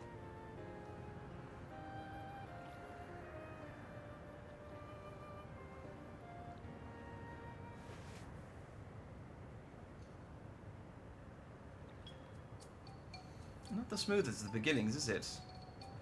If only we had some Zibruk Pibble to ease the way, am I right? Wait, that's not a bad idea. Hey, are you hungry? We could bring you something to eat if you like. Oh, thank you, but we're fine. You know, it's quite hot here by the springs. Something cold would be lovely. Understood. We'll fetch you all treats that'll help cool you off. I wouldn't want to be a bother, but...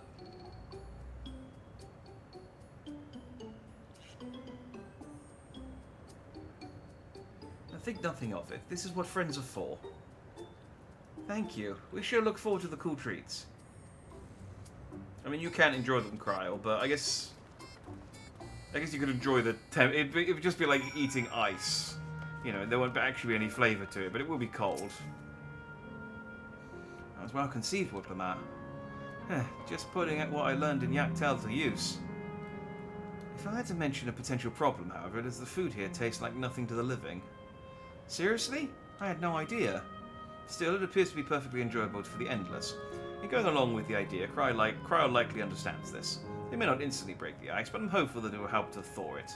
So shall we split up and look for what Alayla requested? Something cold, ironically. This is something to be. This is supposed to be a special moment, so I say we go with the best treat there is, one that will leave an impression. The locals ought to be able to recommend something. If you want to ask people near the Aetheryte, Jack, Grahatir and I will do the same elsewhere. I like... Wook and Graha haven't had a lot of time to hang around with each other, so they're still both referring to each other by their full names. So they haven't quite sort of settled into, like, abbreviations yet. Graha's on my list of not lootable in FF14, not because she's short, but because she's Cryle. Yeah, I can get that. What snack to have today? Yeah, you want a recommendation for something tasty and cold? This store doesn't have that sort of thing, I'm afraid. But speaking of something cold, I could use an iced drink with my snack. I think I'll get a coffee. Actually, a tea might be better. Even a lemonade. But I can't go past a beer. Yes, let's make it a white beer today. Okay, you'll know how at all. It's gonna be shaved ice, isn't it? Or Seesaw ice cream. Oh, Seesaw ice cream would be way too on the nose. Cold treat that will leave an impression. That's a difficult one. As well, Volcane is home to fighters, so the food here is mostly hearty and filling. Oh, right. There's a popular store to the southwest that might have just what you're after. Why don't you go and take a look? Okay, I will, but I need to talk to one more person. Oh, it's Florida Man. Phew, after a long hot soak like that, I'm going to need a Gold Star ice cream. What? You don't know Gold Star ice cream? It's only the most popular treat here in Aswal Volcane. While it's a little tricky to tuck into, you can't come here and not try it. It's a store just to the southwest, so you'll have no excuses.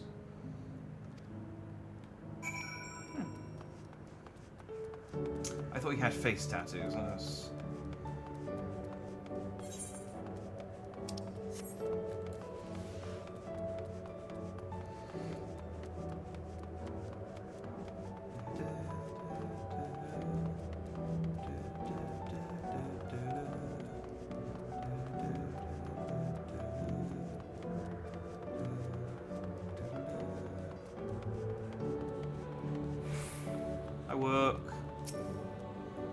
So you're here too. Everyone I spoke with recommended Gold Star ice cream. Those colourful balls stacked on top of each other. That'd be the ice cream I take here. I can see the appeal. It's going to be hard to deliver intact. We need 3 servants, so let's get Graha to have carry one. You're talking to a transportation expert. You mean you can do it alone? Do seem to be vessels for carrying 3. Are you sure about this? Great, they're definitely safer in your hands than in mine. I'll go and tell Grandma everything's taken care of. See you back at the springs. Yeah, like, I'll just stick them in my pocket. I got like 15 dinners in there. Hello there, would you care for our famous Gold Star ice cream? Yes, I would love to push in front of these two people and get some ice creams. Alright, 3 servings coming right up. Here you are. You'll want to quick so it doesn't melt, but also careful so it doesn't collapse. Good luck and enjoy. Deliver the ice cream to Kra before the time runs out. You have 2 minutes and 5 seconds to complete the task. Should you fail... Ah, look at me with my ice creams. Can I, like... Oh, I can't. I don't think I can drop them. I think I just have to be quick.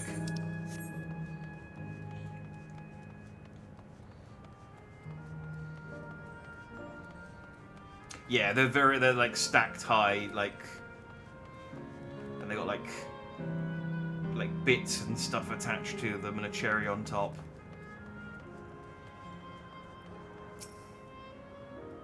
Goodness me, what an amazing looking tree. Thank you so much, Jack.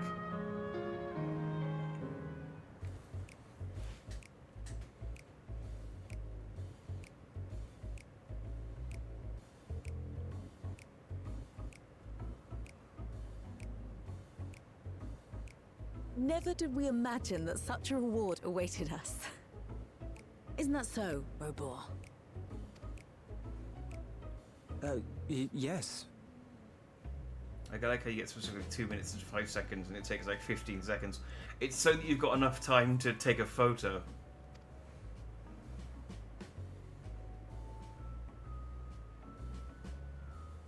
Oh, don't mind your father.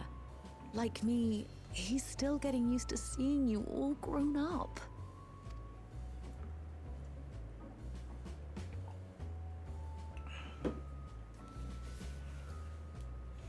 Her dad acting shady. No idea. This is just excruciating. Yes, I think they're just well, awkward. A 20-year blank is not so quickly filled.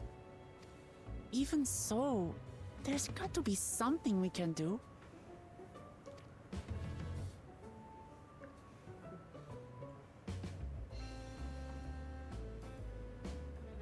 You know, I think I might have an idea.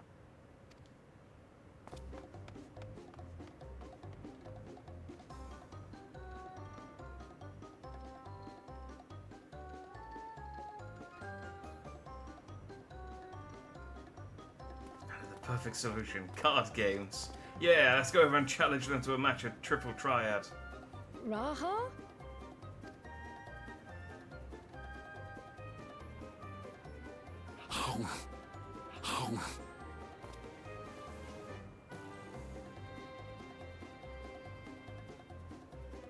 Okay, What is he doing?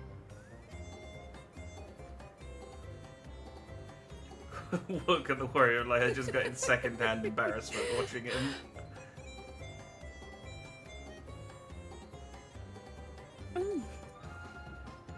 Oh, you needn't force yourself.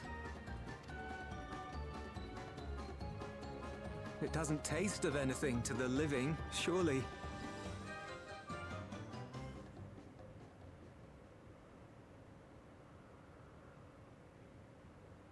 No, it's delicious. I mean it. I've never tasted anything so good.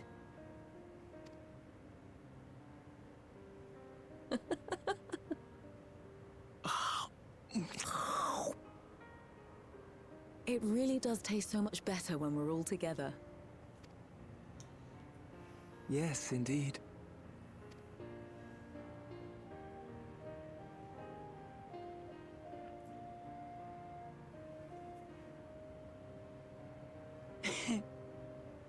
I'm suddenly craving dessert.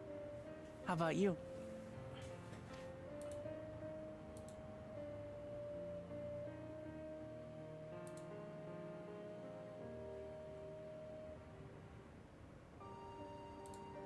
Truly. We've never felt so happy in all our lives. We don't know how to thank you. But at the very least, we can give you some answers. You've risked so much and come so far from them after all.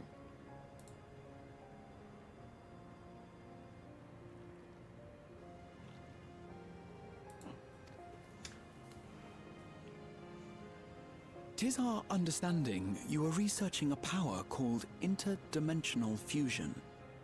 Will you tell us about it?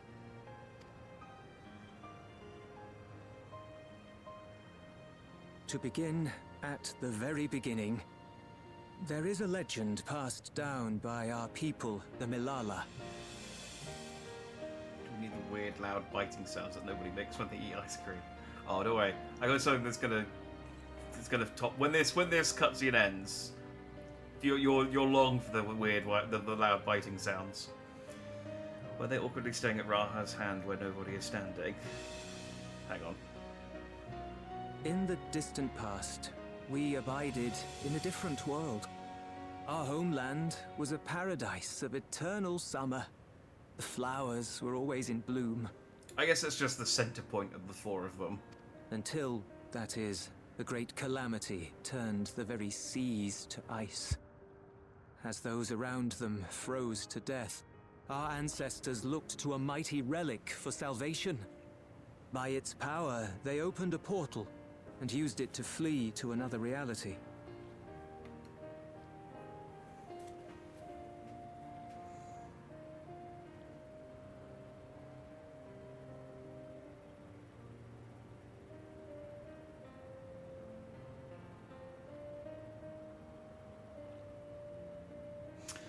Okay, so they're from I guess the shard that had the ice calamity. I don't know which one that number that is. So then fled to the 9th.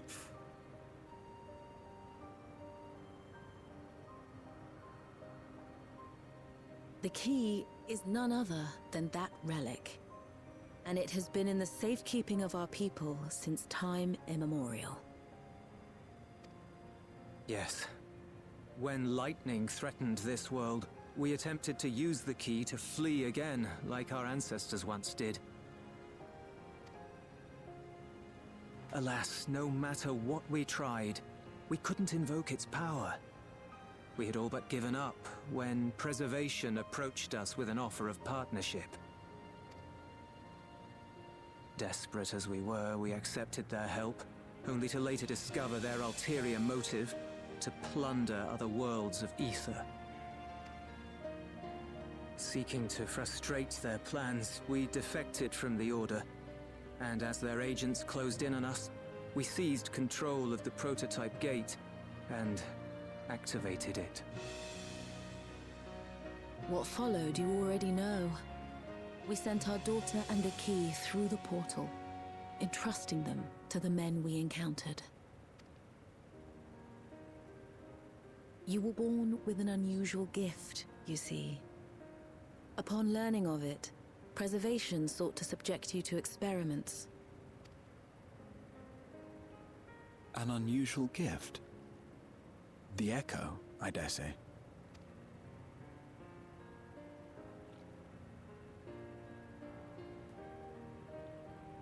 Our people, the Milala. Are there any ways I might learn more about them? Oh, no, that's fine. I was confused for a second because I was like, how did the Echo awaken without Hydaelyn? But that's not how the Echo works. There are, such as visiting the cavern inside the volcano. Our ancient homeland has been recreated there. While it's intended to serve as an entertaining diversion, it ought to teach you a thing or two about our history and traditions. May we go there? Selfish though it may be, I should love to learn of my ancestors. Of them. And of the legacy my parents entrusted to me.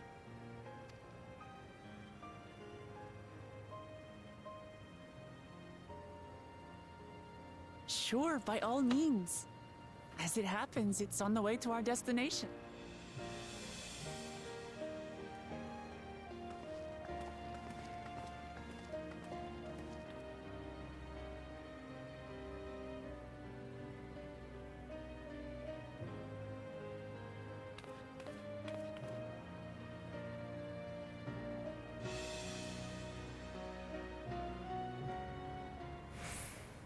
Implies that not all Charlottes naturally had Lalafell. I don't know. I guess it doesn't necessarily. They didn't necessarily explicitly say that all of them were Lalafells. Just these two are. So the rest of the people from the Ice World might have from the Ice Shard might have been not Lalafells. I don't know. She's the chosen one. No, that's me. She's got a similar gift. Right. I want to show you this video because it's relevant.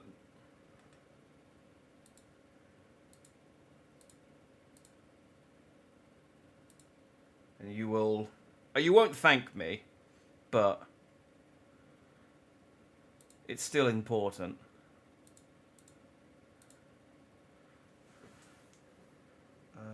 Desktop. This is by Benny G. Yeah, Benny G. This is the same guy who did another video that I've showed you guys before.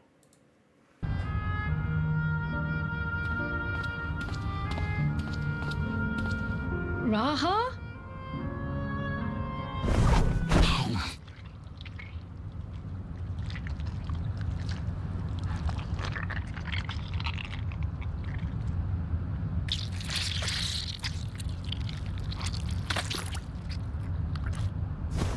Your mother could do that too.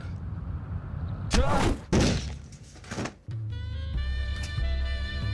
there we go. Like I said, you won't thank me, but I think it was important that we all watch that together. Genuinely, Benny J is probably the funniest. Every single one of their videos makes me laugh.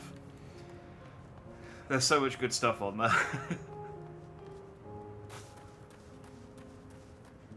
It's just 100% Final Fantasy XIV shitposts like that. They're great.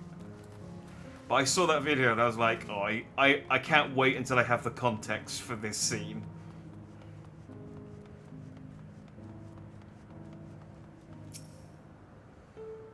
Jack, Raha, Lamity. With your help, I was able to not only bond with my parents, but know the joy of sharing a meal with them besides. For that and so much else, thank you.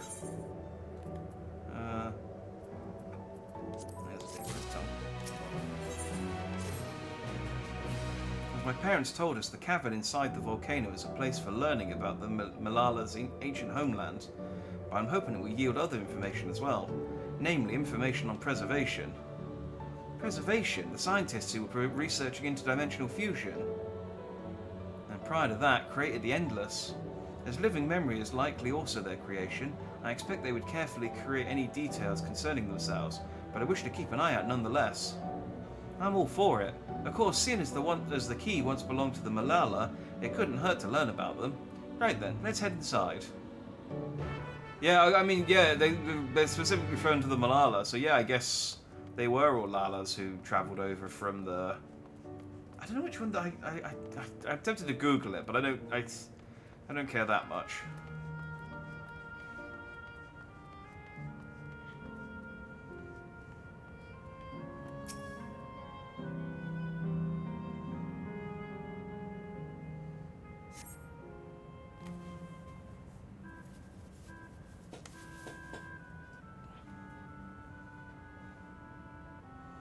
Quite a mystical atmosphere here.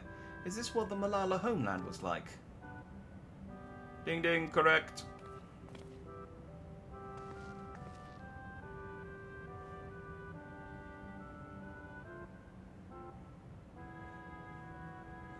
Well, what's going on?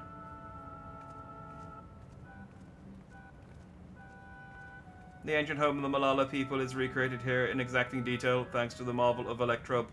The scale alone has been adjusted in order to accommodate folk of all proportions.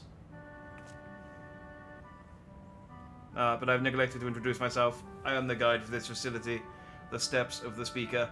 It will be my pleasure to assist you as you embark upon your educational journey.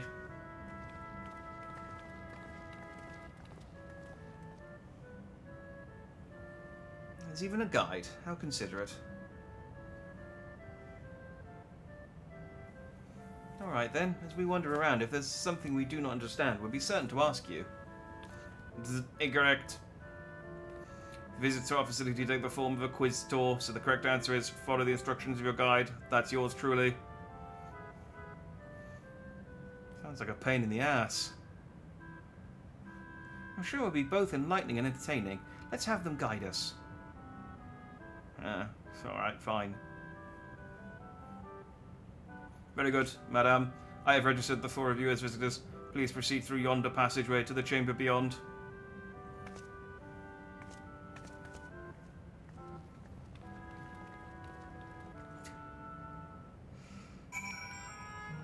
Alright, let's read about the Malala then, I guess. Found a bit of information on the history of the Malala. In the distant past, the Malala abided in peace upon the Isles of Eternal Summer. But the Eternal Summer, by the way, is... Oh no, it's Endless Summer. Never mind, I was going to say the Eternal Summer is what my sunglasses are from. But they're from the Endless Summer, which I guess is... Oh, my glasses are endless. That's why they disappeared for that one cutscene. Winter never visited that bountiful land, and the flowers ever bloomed in all the colours of the rainbow. But such idyllic days did not last, for just when it seemed the westerly wind had turned cold, the sea suddenly froze over. From the fish in the water to the birds in the sky, all of the animals soon perished. This unnatural weather continued with seemingly no end, and one by one the Malala fell into the death toll was beyond counting. Those who still lived could do naught but pray as they huddled together for precious warmth.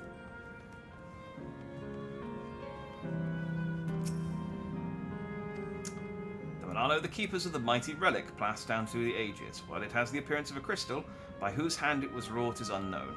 When a great calamity froze their isles, the speaker, their spiritual leader, fervently prayed to the relic for salvation.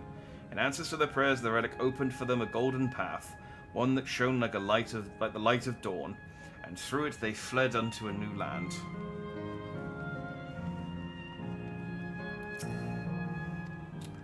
Since ancient times, the Malala have excelled in calculations. By using formulae and figures to represent all natural phenomena, they had succeeded in devising a unique system of magic. This gift proved invaluable in their new homeland, where they employed their calculations to etch arcane circuits upon the orb which later came to be known as Electrope. Through this ingenious technique, Electrope was transformed into a tool that could not only store lightning, but convert it into energy of any element.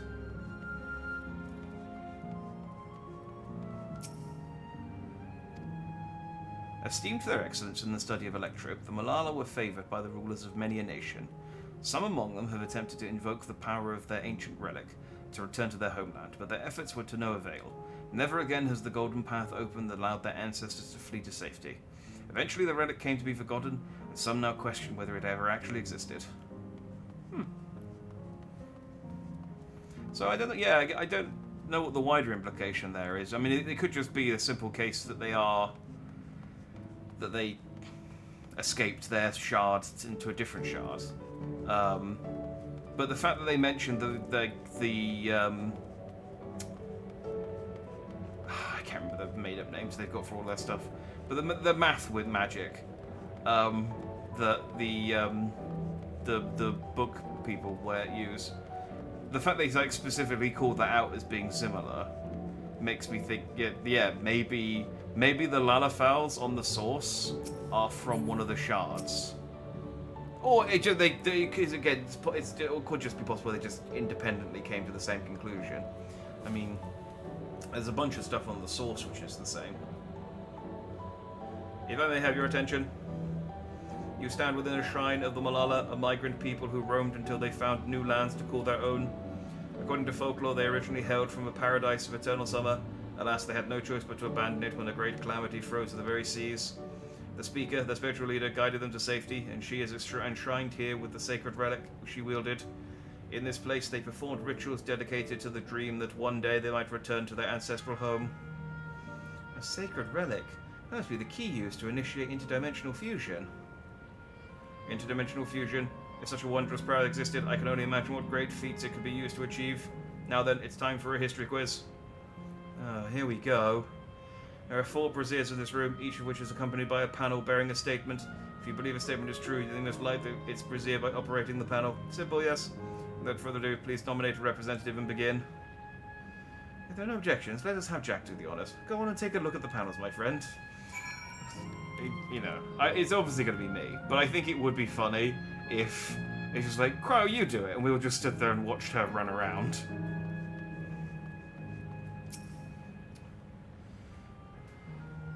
I object. This is Cryo's whole thing. Yeah, she should be doing it. Let Wook do it. It'd be funnier. Long ago, our people dwelled on the Isles of Eternal Summer, where the flowers ever bloomed. Yet eternity did not last, for a calamity turned the bounteous waters to barren ice.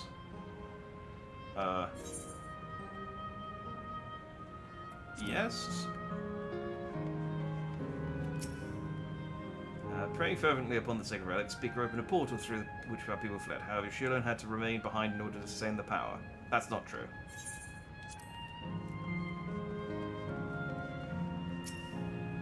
Owing to our innate gift in arcane calculations, we Malala not only transformed the electrope into a miraculous tool, but excelled in its study.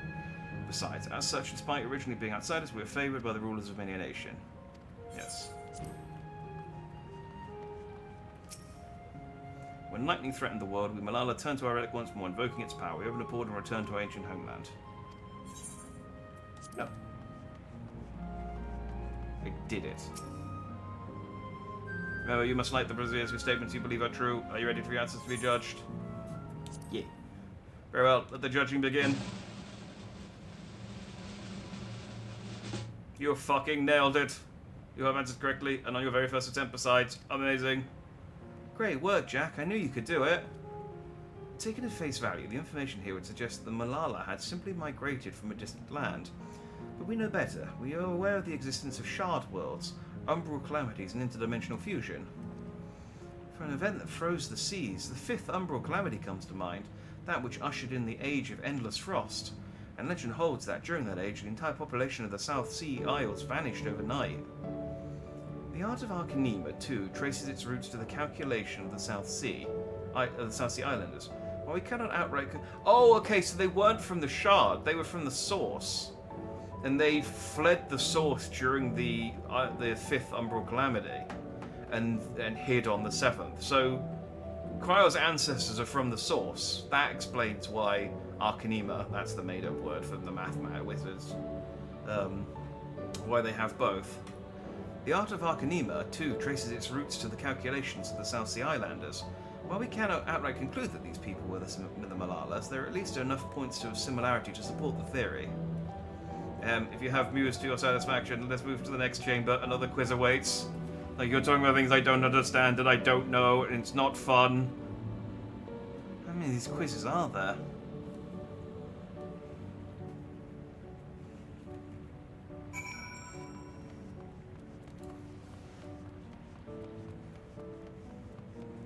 Why do you have monsters in your museum?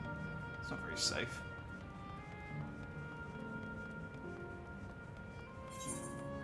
God, this place feels like... any place that's got like an indoor area like this, it's going to be a nightmare to run around later on and explore when I'm trying to get all like the ether currents and stuff. By the way, I haven't seen a single one. They're here. Like, apparently there's one 62 yards to the northwest, which is here. Oh, there we go. Maybe they've been in the background, and it's only because I only just thought of them. I haven't been noticing them.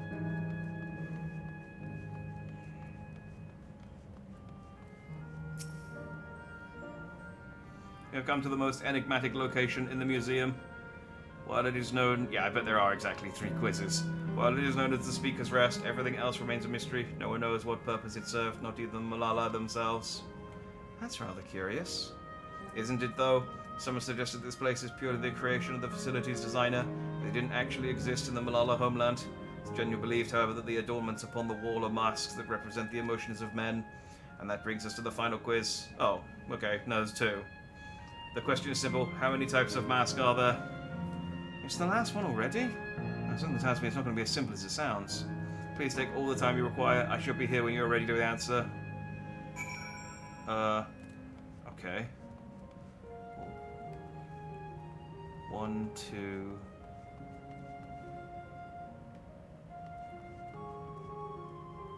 3... 4... Oh, fuck me. Hang on. Okay, yeah, that's 4. That's the same as that one.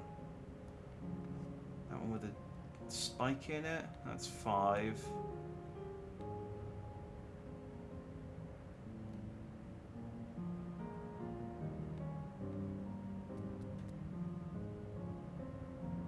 I think it's 5. Unless there's like one rogue one somewhere. No, I think it's 5. How many kinds of masks are there? Have you determined the answer?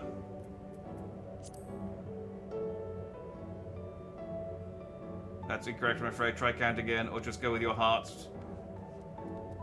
Wait, seriously? 1, 2... 3... 4... Oh, no, I guess it's 4. I don't know where I got the 5th one from.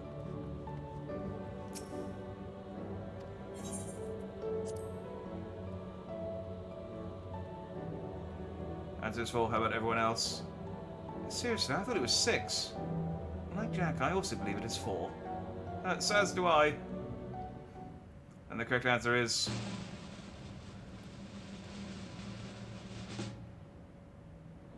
4. Congratulations to the 3 of you. Damn it, where the hell did I mess up? I'd love to make fun of Wooklabat, but I did say 5 originally, so, you know, fair enough. And that concludes the quiz tour for the Steps of the Speaker. I thank you for your visit today, and eagerly look forward to your next.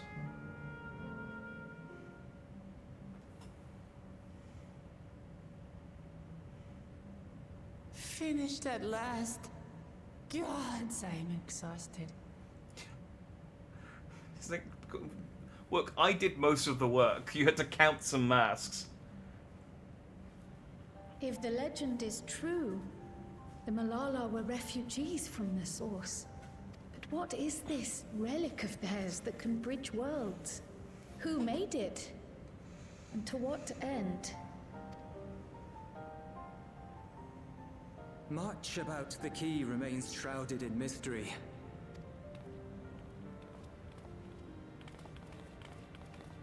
By augmenting it with Electrum, Preservation did succeed in opening a portal. Yet they could never grasp how they had managed to do so, much less the underlying principles of the technology. To this day, not a single person understands the mechanics of interdimensional fusion, let alone who imbued the key with its power, when they did so, or why. It was either the Allegans or the Asians. But remember this. If it's old and technological, it's one of the two of them.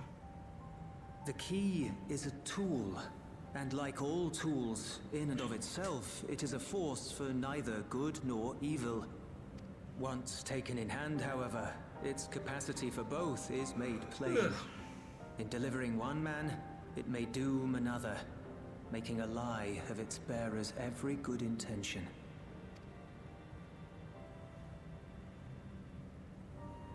As did Preservation, Queen Sveen seeks to wield the key in the name of those she loves.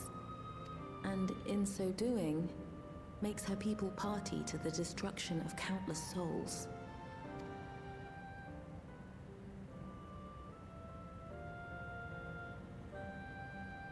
We have told you all we can. To be able to share this with you at the last, it feels as though we fulfilled our purpose.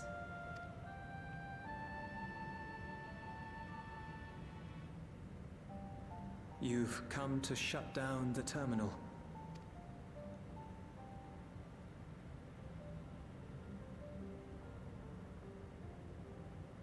Yes, we have. But perhaps there's another way, one that doesn't require the terminal's deactivation. For the longest time, we've sought a means to erase ourselves before our knowledge could be used for ill. And in you, we have found it. So press on. Press on, and don't look back. I will.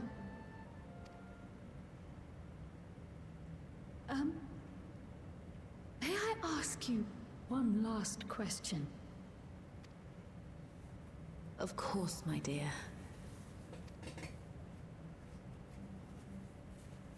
The earring. Why did you leave it with me?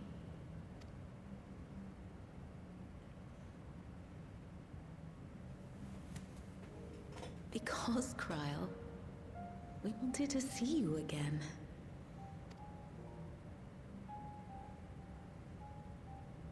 This may seem self-serving, but we wanted to leave a trace of ourselves with you. A hint to guide you to us, so that we could live in hope.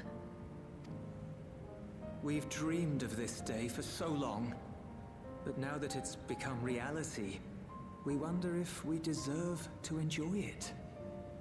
We wanted naught but the best for you, yet we've always wondered how much you might have suffered in our absence. Where they can't even choose to die. I guess not. I guess they can, like, be deactivated, but their memories would still be in the cloud. And I think they were worried that so long as their memories still existed somewhere, someone could eventually, like, reactivate them and use their memories for evil.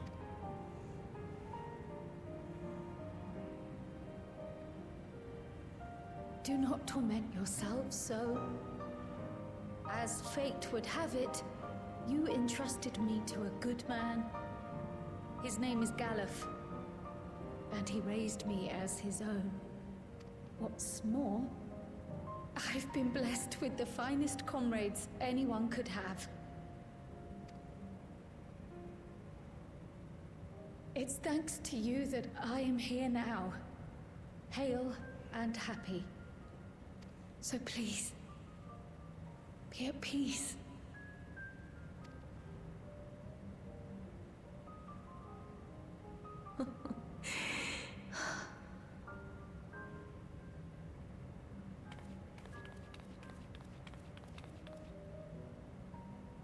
You already have a beautiful name, but if we might call you by the one we gave you? Maya. Our dearest Maya. We love you more than life itself.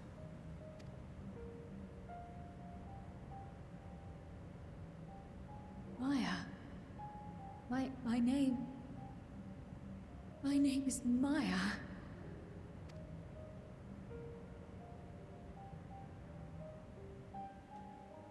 I was like, get out of my museum! You're holding up the rest of the tour.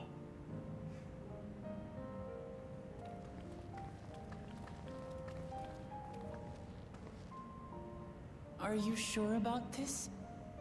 You can leave the terminal to us, you know.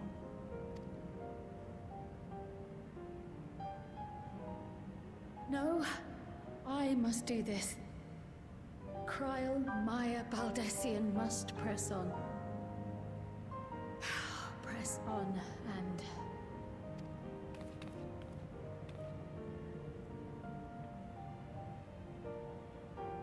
Farewell, Mother.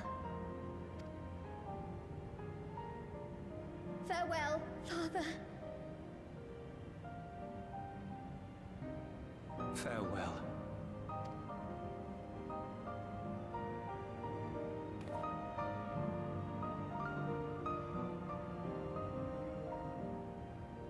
It's gonna be weird when we get out and we like report back to everyone. It's like, yeah, we ran into Erenville's mum, and we went into ran into Waklamat's mum, and we ran into Kryle's mum, and you're like, oh, did you also run into Graha's mum? It's like, no, we ran into a guy called Otis though. He was cool. If I may confide in you, Jack, I've been anxious ever since I chose to accompany you to Terrell. I was afraid of what I might discover. Perhaps I'd learn nothing, or worse, that my parents didn't love me. But now I know the truth, and I couldn't be happier. I'm glad I took up pictomancy, and I'm glad I mustered up the courage to say that I wanted to join you. Thank you, Jack, for trusting with your life and walking with me all this way. And that's all I wanted to say. I'll see this through, rather, we'll see this through together. My apologies for keeping you. Come, let's catch up to the others. It is weird. Like, considering how clearly they wanted this to be, like, Kryle's, like, big, like, lore thing, like, exploration. Like, we learned about, you know, she learned things of a combat class. And then we learn about, you know, where she came from and why she was adopted and her parents and everything. So it's weird that, like, with all that, she still feels like very much like an afterthought to the main plot. Like, she's very tacked on to everything else, which I think is a shame. Leave me be, Pineapple. I'm not Zoloe, I have no need of you. That is interesting, though. Oh no, there are actual pineapples. I've had one as an ingredient. I was gonna say, if that's what the pineapples look like in this world, it's... You know, like a fruit salad's gonna be a dangerous affair.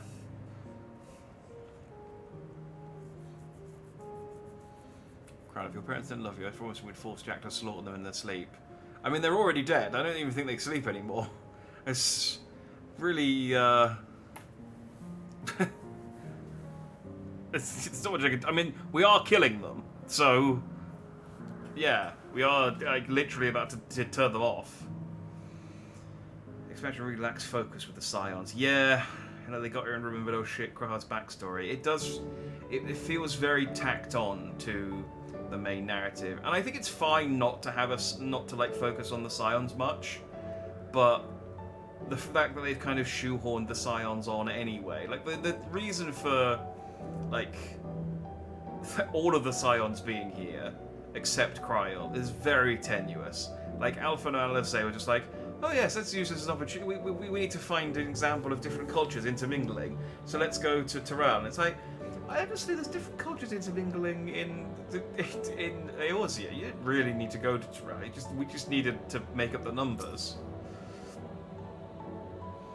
The Estinian's the only one that I have no problems with. I love the fact that Estinian's just like, yeah, I'm just going on.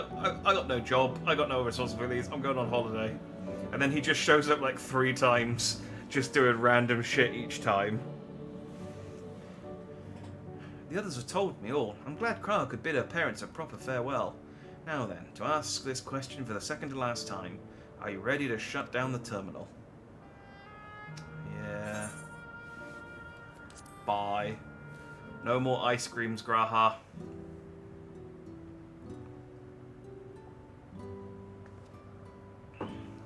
You know how to do it. I do.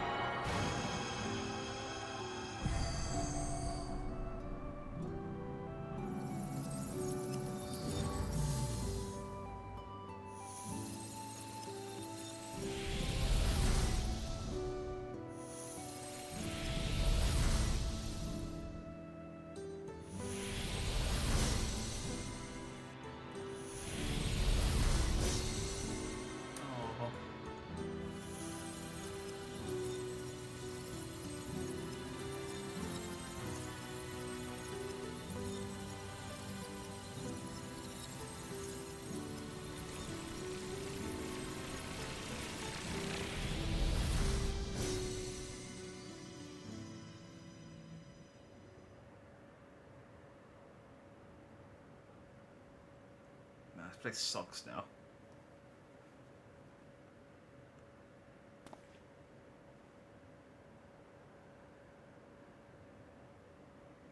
Hey, Aaronville. We had a whole history lesson and stuff. We met Kryle's parents. Graha got weird with an ice cream. He's like, it sounds like I didn't miss much. Are you alright, Kryle? I am. I choose to forge on no matter what. And I've had the courage to do so because of all of you. Thank you, from the bottom of my heart.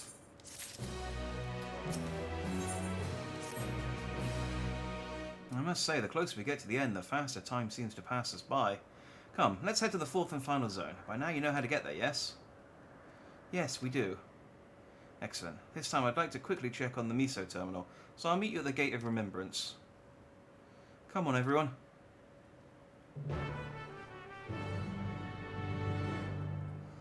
So yeah, we're definitely going to get like a bit now where it's like...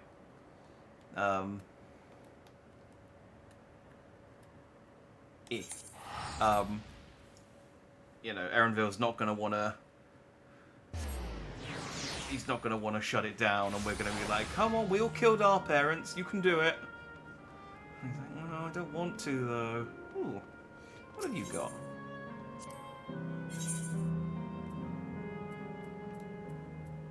This is level 98 gear. Is it just...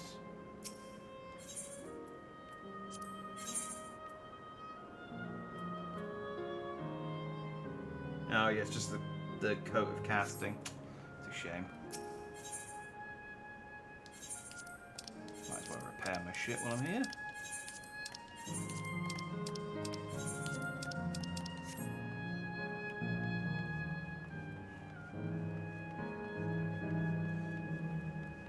It's like this. You go, what would you like to do first? It's like, are you concerned by the fact that all the colour appears to be draining from the surrounding areas?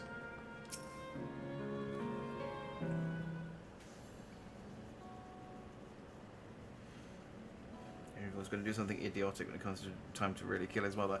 I don't think he's going to do anything idiotic, but I think he is like building up to an emotional outburst. As far as I can tell, we still have some leeway with the Miso terminal. I mean, you can carry on getting to know the Endless in the last zone. Wind's Path Gardens it's called, and it's breathtakingly beautiful. And that's where your memories are stored, yes? That's right. I left it for last so I could guide you for as long as possible. Very thoughtful of me, yeah?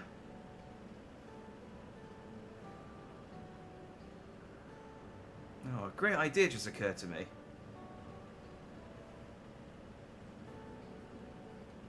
Well, what might that be?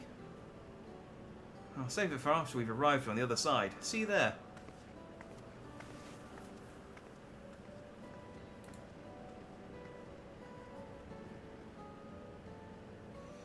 Oh, great ideas are generally less than great. Hey, Aaronville. Just shut up.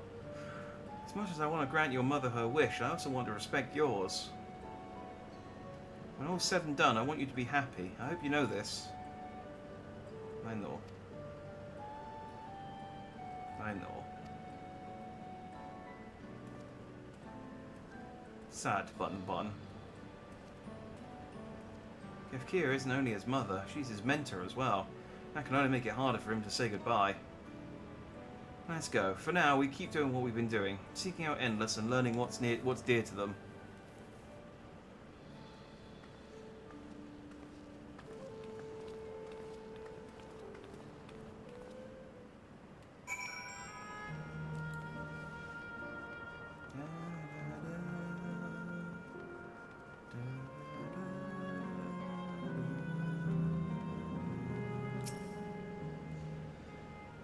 Bleep bloop. Error. Verification system initialized. User registration confirmed. Greetings and welcome to Wind's Path Gardens, the sanctuary of exploration and discovery. The marvels of the natural world await for you. Whee!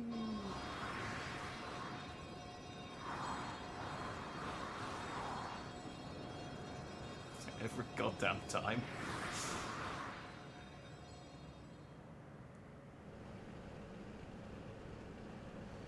I mean, I guess you can go back to this place. You just, like, activate New Game Plus.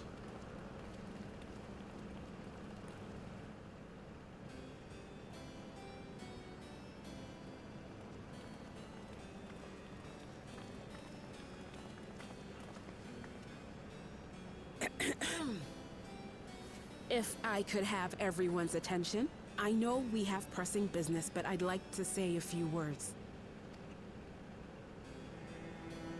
Before I died, I had 2 wishes. The first was to see who my Eleneshpia would become. I would say that wish has been fulfilled. Indeed, it has. For the boy who once shunned company has returned a somewhat sociable man, surrounded by wonderful friends. As his mother and mentor both, I couldn't be more proud. As for my second wish, that was to see all manner of nature that I had never seen before. I hoped to explore every corner of the world and there find thriving life.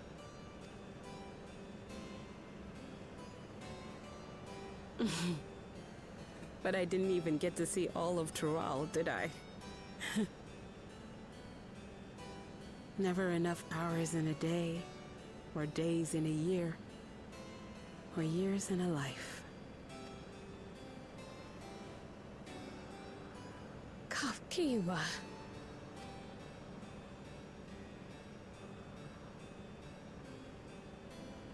Oh, don't give me that look. Though, admittedly, I did go and spoil the mood. Apologies.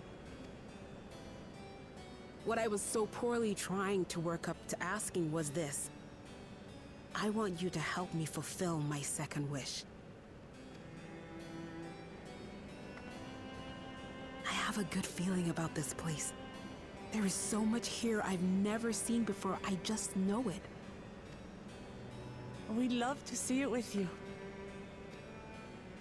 I thought you might say that. Thank you. Windspath Gardens is home to a collection of flora and fauna that once thrived on the continent. Like the rest of living memory, I haven't explored it in earnest. Controlling my vessel demanded all of my attention. But at long last, I'll get to meet the creatures here. Wrap things up with a perfect little adventure. So, shall we?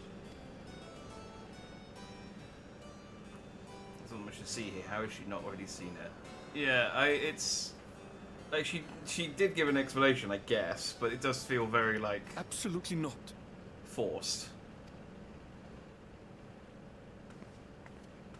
We're to grant you your wish, and then what? You leave?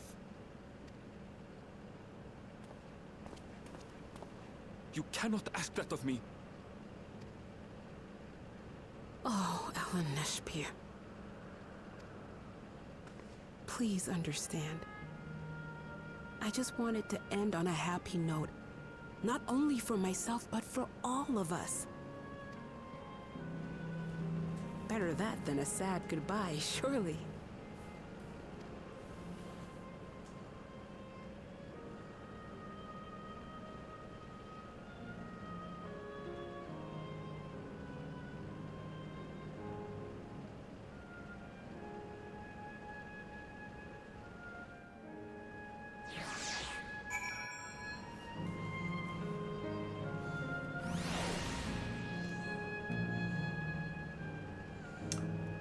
Yeah, it does feel like, I mean, I get that she was like, yeah, I had to focus on controlling the robot, but, as you say, this place isn't massive. I feel like she could have explored this whole place in a day, and then focused on controlling the robot. And with your consent, let's begin our adventure. Naturally, while we go about this, feel free to continue befriending Endless, and be sure to absorb and delight the delightful scenery. I'd love it if, like, the Endless that remain that have got the side quests, when you finish their side quests, they, like, just disappear into a puff of ether, like the people that we're, like, deactivating. And so, once you've done all the side quests in this area, it then just becomes barren. And it's just the robots wandering around.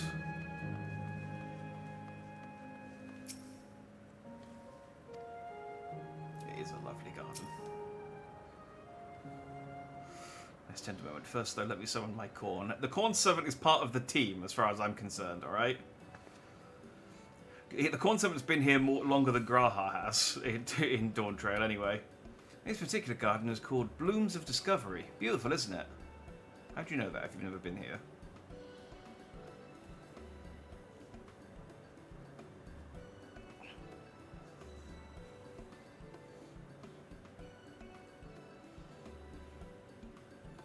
That's probably exactly what happens, yeah. It's enough to make me tempted to just actually go around and do all the side quests in an area for change, just to, like, properly clean it out. It's absolutely stunning. And they are all actual plants. Indeed they are. Oh, sorry, they are indeed. These specimens were brought here hundreds of years ago for conservation, as the calamity had pushed them to the brink of extinction. So this zone is like a great conservatory. Precisely, my dear Cryle. Here you'll find flora and fauna, the likes of which no longer exist elsewhere. Hang on, no, we definitely have one of those tree monsters in Gridania. But doesn't the thought just set your heart aflutter? Nice to pause. I expect that some creatures I encountered outside of Tural may have cousins in this world. While I am no expert on life and the reflections, it would make for an interesting study to compare them. There you go. Now that's an idea. Leave it to my people to think up such.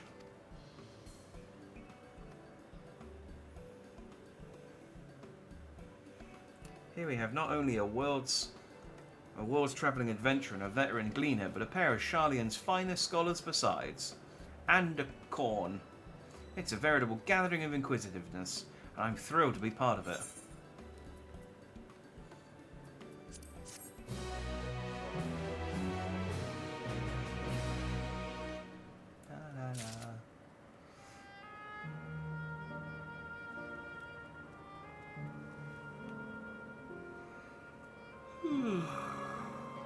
Just looking around. Yeah, we're definitely not finishing today, I don't think. We'll turn off the last terminal, and then I think we'll leave the last couple of missions for tomorrow. To begin with, I'd like you to scout out the vicinity and report back with any points of note. This would be a good opportunity to speak with the locals. They're bound to be familiar with the area, after all. As Elaneshva suggested, it would be interesting to compare the creatures here with those native to the source. I never ventured outside of Tural, so I look forward to your insights. Just leave it to us. I've only ever been to Sharlayan myself, but I'd like to think I know interesting when I see it. I do wonder what Kefkiwa was doing with her life that she never made it outside of Tural. Because she's like 90 years old. Like probably 100 years old. Like I'm pretty sure she died of old age. So...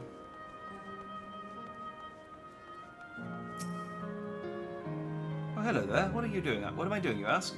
Look up the trunk. See the plants within capsules? These are species that either can't survive in Windspath Gardens or would become invasive and disrupt the ecosystem. The capsules recreate the conditions they require, from tropical to frigid climates, while keeping them isolated. In this way, any and all plant life can be preserved forever, just like ourselves. But you can't see the plants through the pink glass. So what's the fucking point?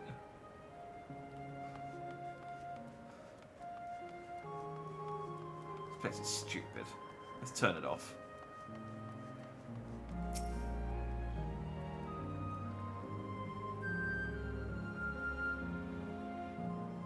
Yeah, I was gonna say we definitely have, I mean, like nearly identical.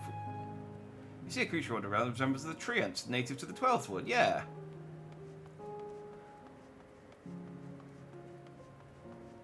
He's a timberman. Oh, the timberman can.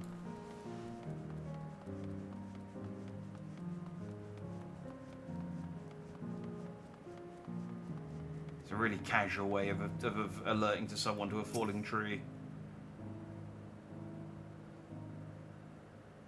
The flower gardens appear to be meticulously maintained, if not by endless, then by machines.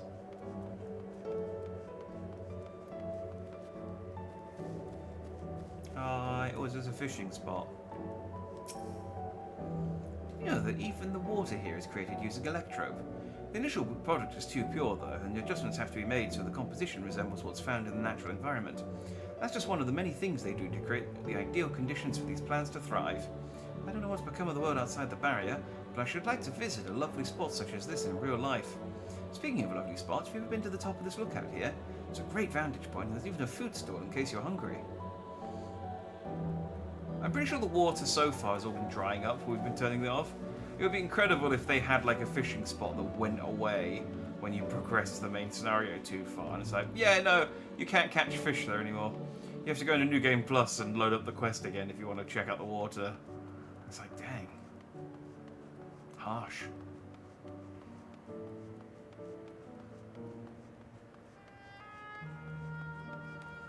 Here we go. The final aetheryte. We have attuned to all others.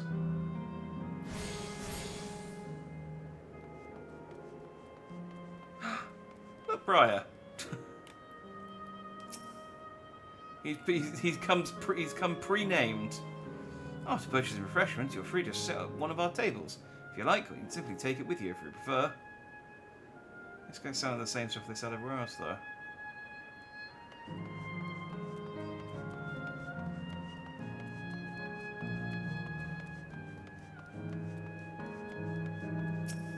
So, my ancestors aren't actually Exandrian, but hailed from a place called Conde Petit.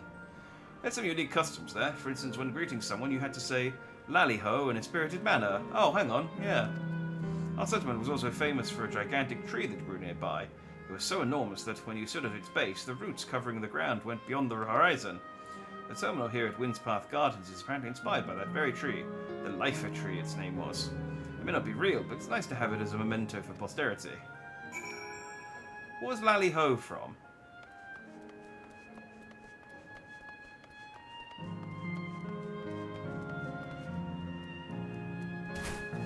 Was that the first? Yeah. How did he get here then?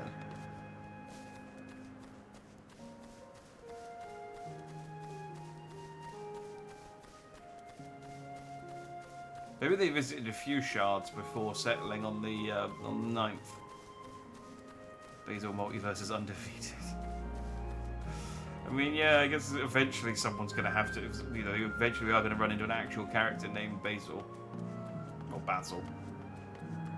I guess it would be Basil in this one, because it's very... they normally lean more towards British pronunciations.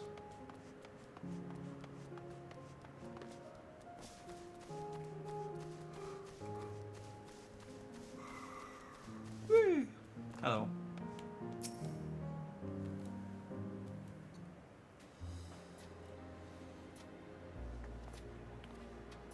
Oh, welcome back, Jack. Crowd has just delivered to me a most fascinating report. You have some engaging impressions to share too, I hope. Oh,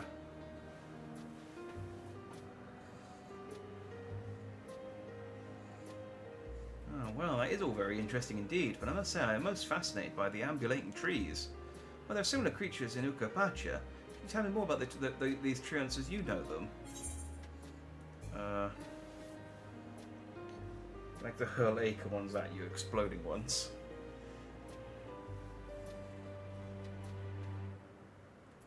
Yes.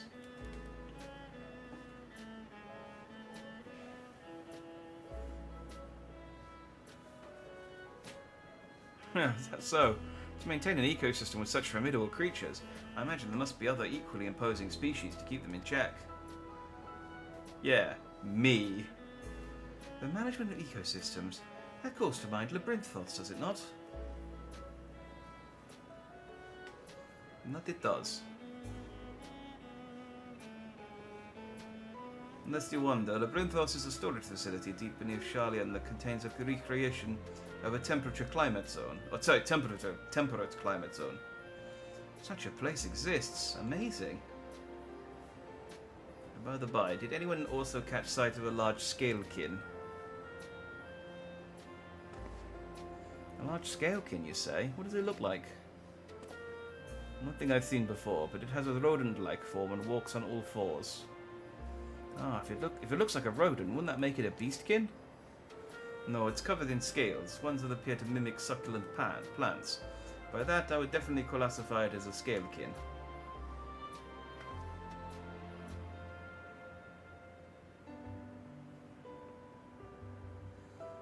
It's hard to say for certain without seeing it. Why don't you show me? Very well. It was in the flower field earlier. It should still be near. Let's head over there then. When we find it, we'll see who's right. The two of you should come along too and lend us your opinions. Yes, that's what we need. An even number of people to break the tie. Go on ahead, Jack. I'll let the others know and then join you.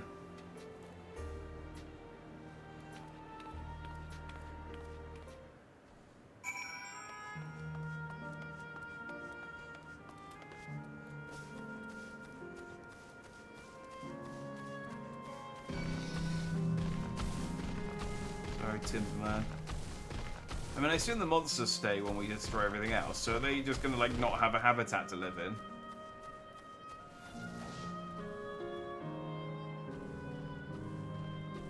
Yeah, that's right.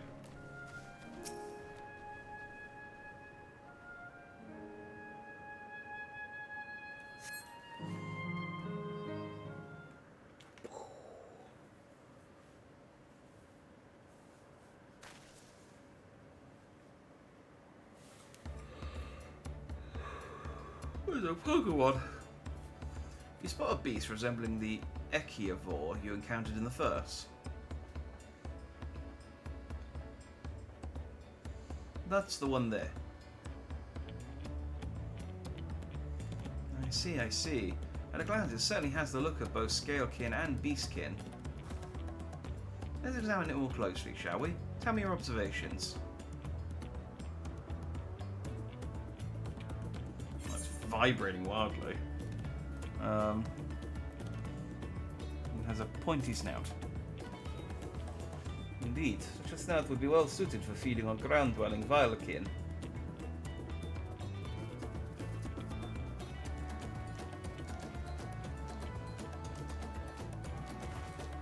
Having studied it, I believe that the scales upon its back are in fact a unique form of hide. Rather than being shed, it grows with the creature. You may be right. I consider that along with its other characteristics such as its face and hands, it's more likely to be a beastkin, like you said. A physical examination would have needed to confirm this beyond doubt. I'm satisfied simply to have seen it. Seems you alone were familiar with this species. Where did you encounter it? On another planet. Well, dimension. The fairy kingdom of the First. Zack has been to the very edge of existence. He has seen life that others could only imagine. Amazing. Creation truly holds no end of mysteries. Oh, how I'd love to see them all. A life beyond the bounds of our star and plane both.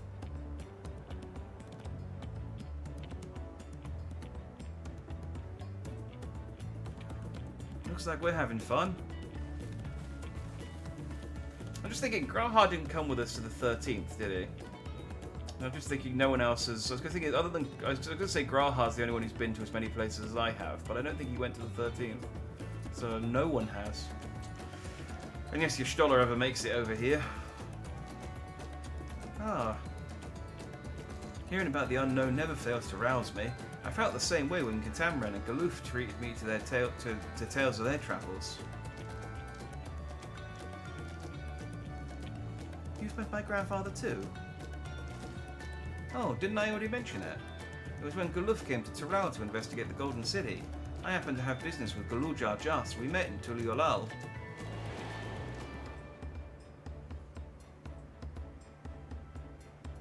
Little did I know that tiny baby was cradling would return as you. To think that our paths had already crossed all these years ago. Not only yours and mine either. Ellen Eshpa was there too, you know. I don't remember. It's quite fine if you don't. I don't know how old Erenville is supposed to be either. His age is a bit unclear. He could be like 50. It was actually because Galoof told me about Charlian that I later urged Ellen Eshpa to take up gleaning. My fussy bun was growing up dour and withdrawn, and it was then that I was at my wit's end that I recalled your grandfather's story about gleaners. Seeing the world through their adventures would inspire a change for the better, I believed. I'm sorry I was dour and withdrawn. If you ask me, you still have some work to do, but it's because you're that way that you're with us now, and I for one, am grateful. Oh, the wiki says 25. Fair enough. So, yeah, I guess he would have been like 4 years old when Cryer was a baby, so yeah, he probably doesn't remember. Let's keep moving, shall we? There's a facility I've been wanting to visit. The Claro Museum of Nature. They're supposed to have creatures that take you on leisure flights. There's just one problem. It seems only 3 people can fly at one time. Then you and Aaronville should go. The rest of us still have plenty of other things we can do here. If there's room for one more, why don't you come with us, Jack? Sure, I love being a third wheel. Then it's sailed. The museum is at the bottom of the ramp that runs west of Laynode Aero. Come on. I mean, all 6 of us could go, and we could just take turns.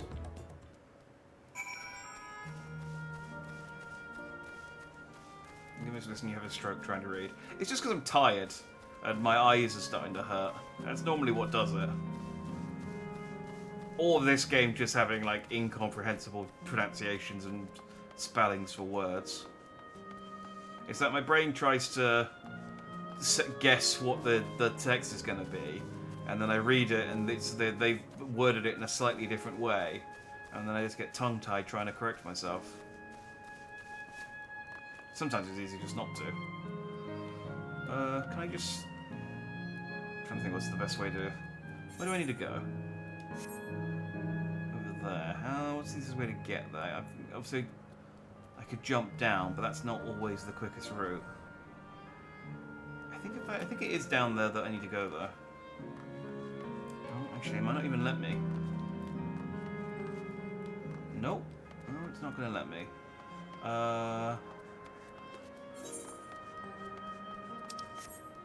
Okay, we'll go over to the bridge then.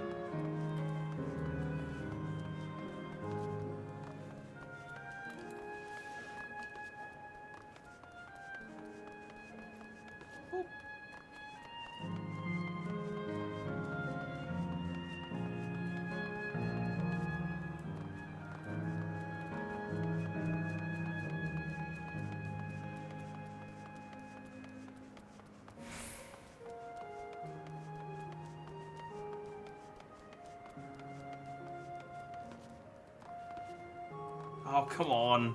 Just let me jump down. Ugh, fine.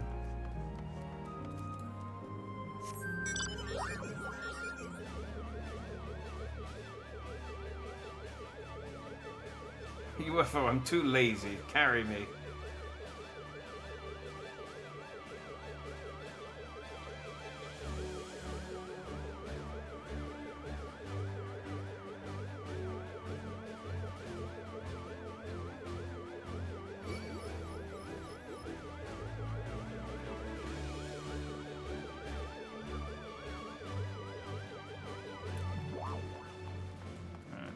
Hello. Here it is, the Clara Museum of Nature. The main building is closed due to the ether shortage, but happily they're still offering leisure flights. And these are the fellows that will bear us. How adorable. Oh, the capybaras. They don't look capable of flight. Ah, come now. You know better than to judge a creature by its appearance. This will be great, I just know it.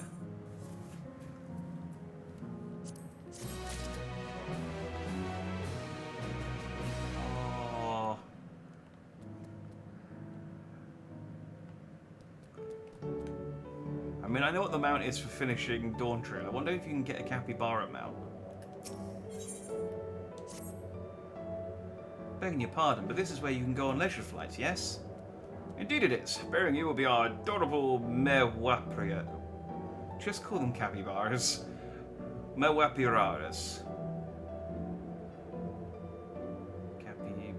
Capybaras. Yeah. Mewapiraras, who are especially trained by a Terrali friend. Just say the word and we will send you up and away. And there you have it. Shall we then? Hey, ready? Then go ahead and mount up. The Mehawapre, whereas set a fly a set route, so you need only relax and enjoy the view. This is gonna be silly. Yeah, there we go. Ah, how exhilarating! I'll be damned, they really do fly.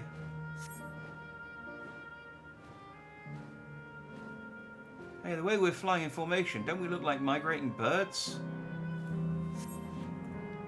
Except we're on giant rodents.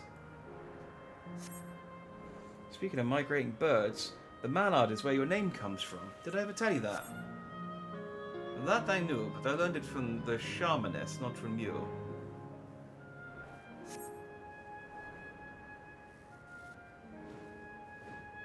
A migrating bird can fly anywhere it desires, even across oceans to distant continents. And you've done just that, my clever mallard. I thank you not to call me that. It's bad enough you call you a fuzzy bun bun.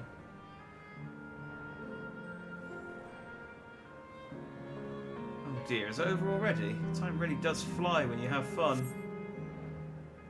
What a joy to see living memory from up high.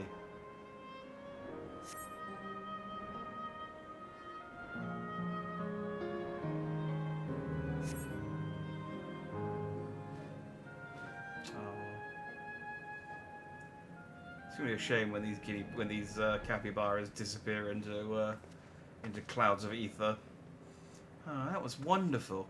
An experience worth saving for the very end. You two enjoyed yourselves as well, I trust. You are a very awkward third wheel here. Yeah, it definitely... There's a lot of stuff where they like bring the Warrior of Light along so you can observe two people have a moment where just like, uh-huh. I knew that name. Graha's VA is going to be the next Jurassic World movie. Yeah, he's like a proper actor. There's another one as well. I think, oh yeah, no, it is Graha. Yeah, he's a proper actor. He's in something else as well. I mean, proper actor's probably a bit... he's an actual actor as well as a voice actor. Whereas I think the majority of the rest of the voice actors are only voice actors. Oh, was he in Wicked, was he? No, I don't think that's what I was thinking of. But maybe. He's in, he's Jonathan Bailey. He was in... Oh, Bridgerton. That was what I was thinking of.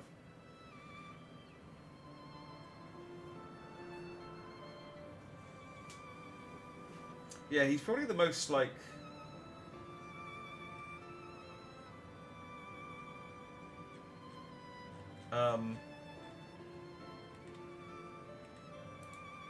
prestigious? I don't know what word you'd use for someone who's won a lot of awards. Because he's got, like, an Emmy and stuff. For my fussy bun, that's high praise. I'm glad I invited you and Jack. Thank you for indulging me.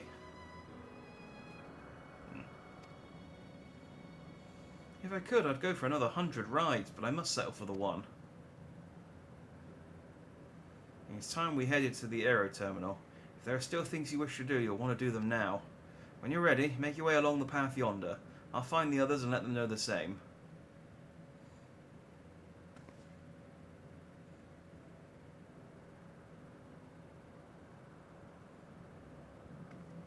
And Sphina's going to be pissed at us when she wakes up and finds that we've turned everything off.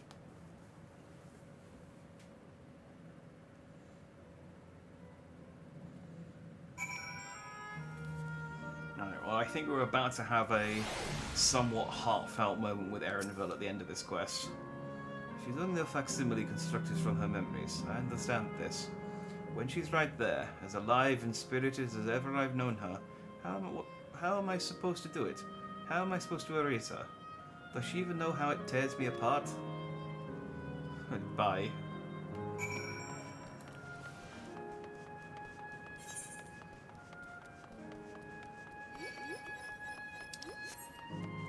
So Yeah, I get it, Erenville, but, you know, everyone else has killed their parents, so, you know. Time to nut up and shut up.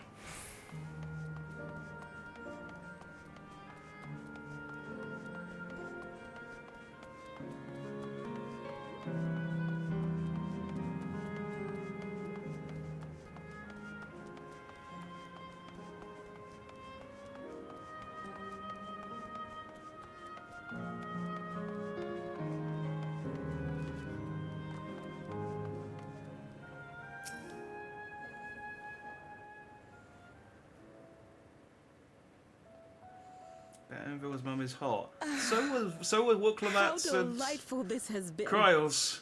Not since my journey with the Dawn Servant have I enjoyed myself so. No, I'm selling it short. This was even better. And that's because I was able to share this adventure with my darling boy. This has just been like just an entire day of MILF hunting. That's all we've done today, is just kill MILFs. And Otis. Well, this is as far as I can go. As for the rest... Just stop. You're doing it again.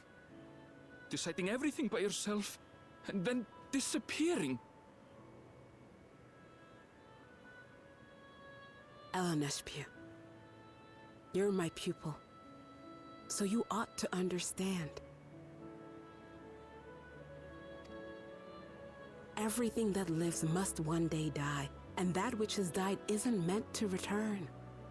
This is the way of nature. Mine is an unnatural existence, and I've suffered it only because I had to unmake this twisted mausoleum. But now that brave souls have appeared to whom I might entrust my mission, I may finally embrace the end. Can't you be happy for me? How could I be happy?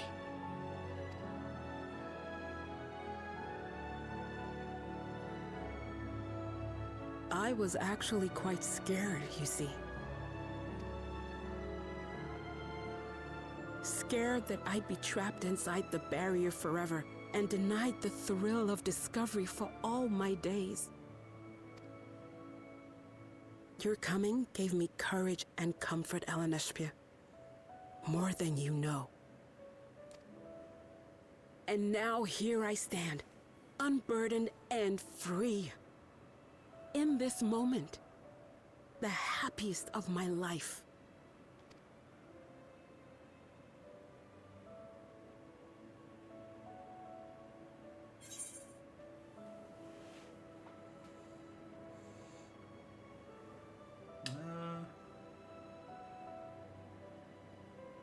Yeah, and those feelings will live on.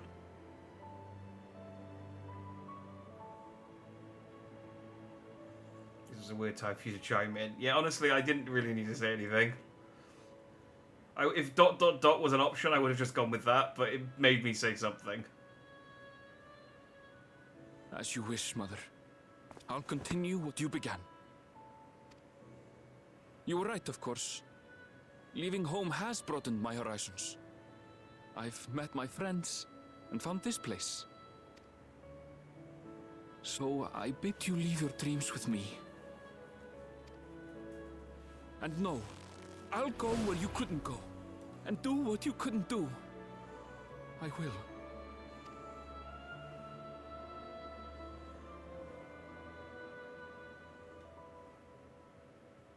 Look at you.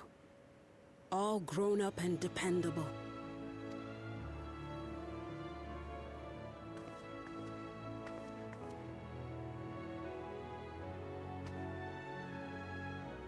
Yet with so much more ahead. A world of experiences await you, each a lesson of its own.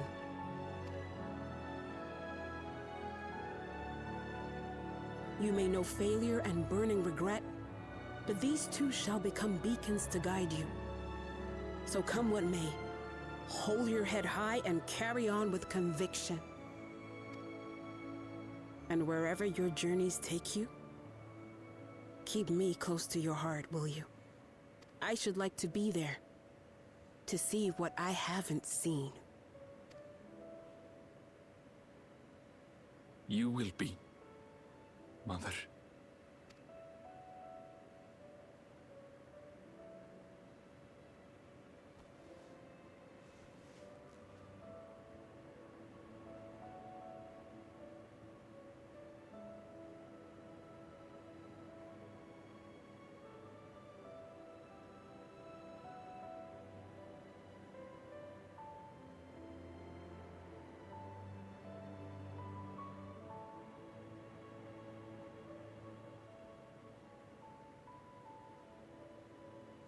Should I chime in again? Now, run along. And never forget that you're my pride and joy. I trust you all can handle the rest. Take care, and farewell.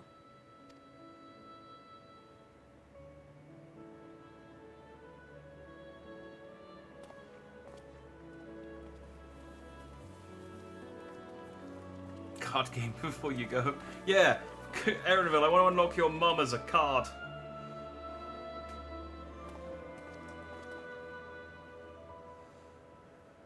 There probably will be an NPC once we finish like the last quest in this area that is like, I have to play a game of Triple Triad before I disappear.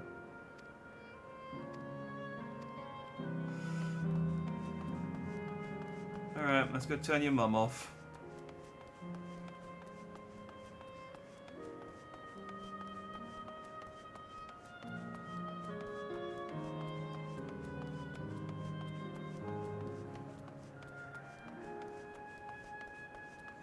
Ooh, the aero terminal. That sounds delicious. I'll leave this one to you, Erenville. I won't waver. Not anymore. If you're ready yourselves, then so am I. Yeah. Bye-bye, capybaras.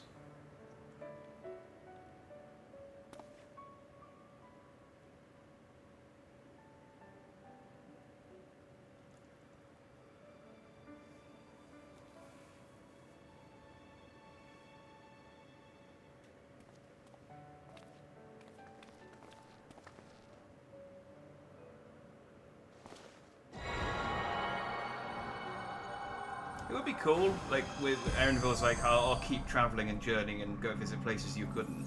If he, like, sticks around with us and goes to places, and then in the next expansion he picks up a combat class like Krav did in this one.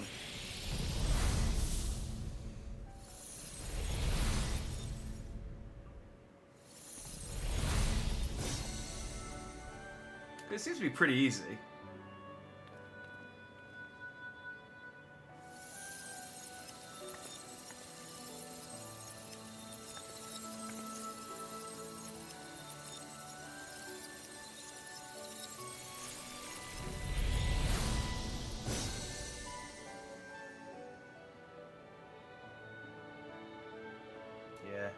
F's in chat for Erenville's mom. That makes all of them. All that remains is to wait for the meso-terminal to become vulnerable when it's about to initiate fusion. And then we strike.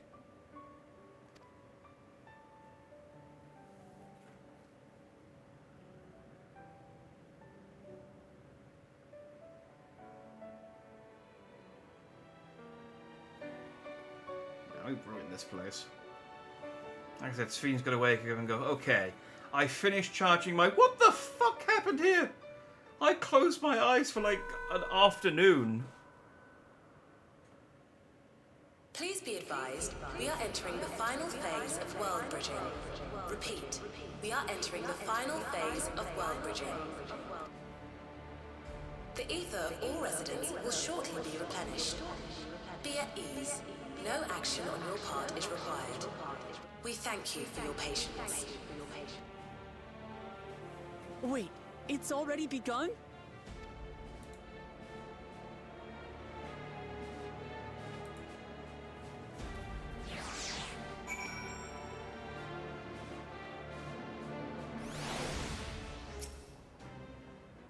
Oh, a moment too soon. It's as if she's saying she won't let us do as we please anymore. Through our time here, we've come to know what it is Sphene seeks to protect. And it doesn't change what we have to do.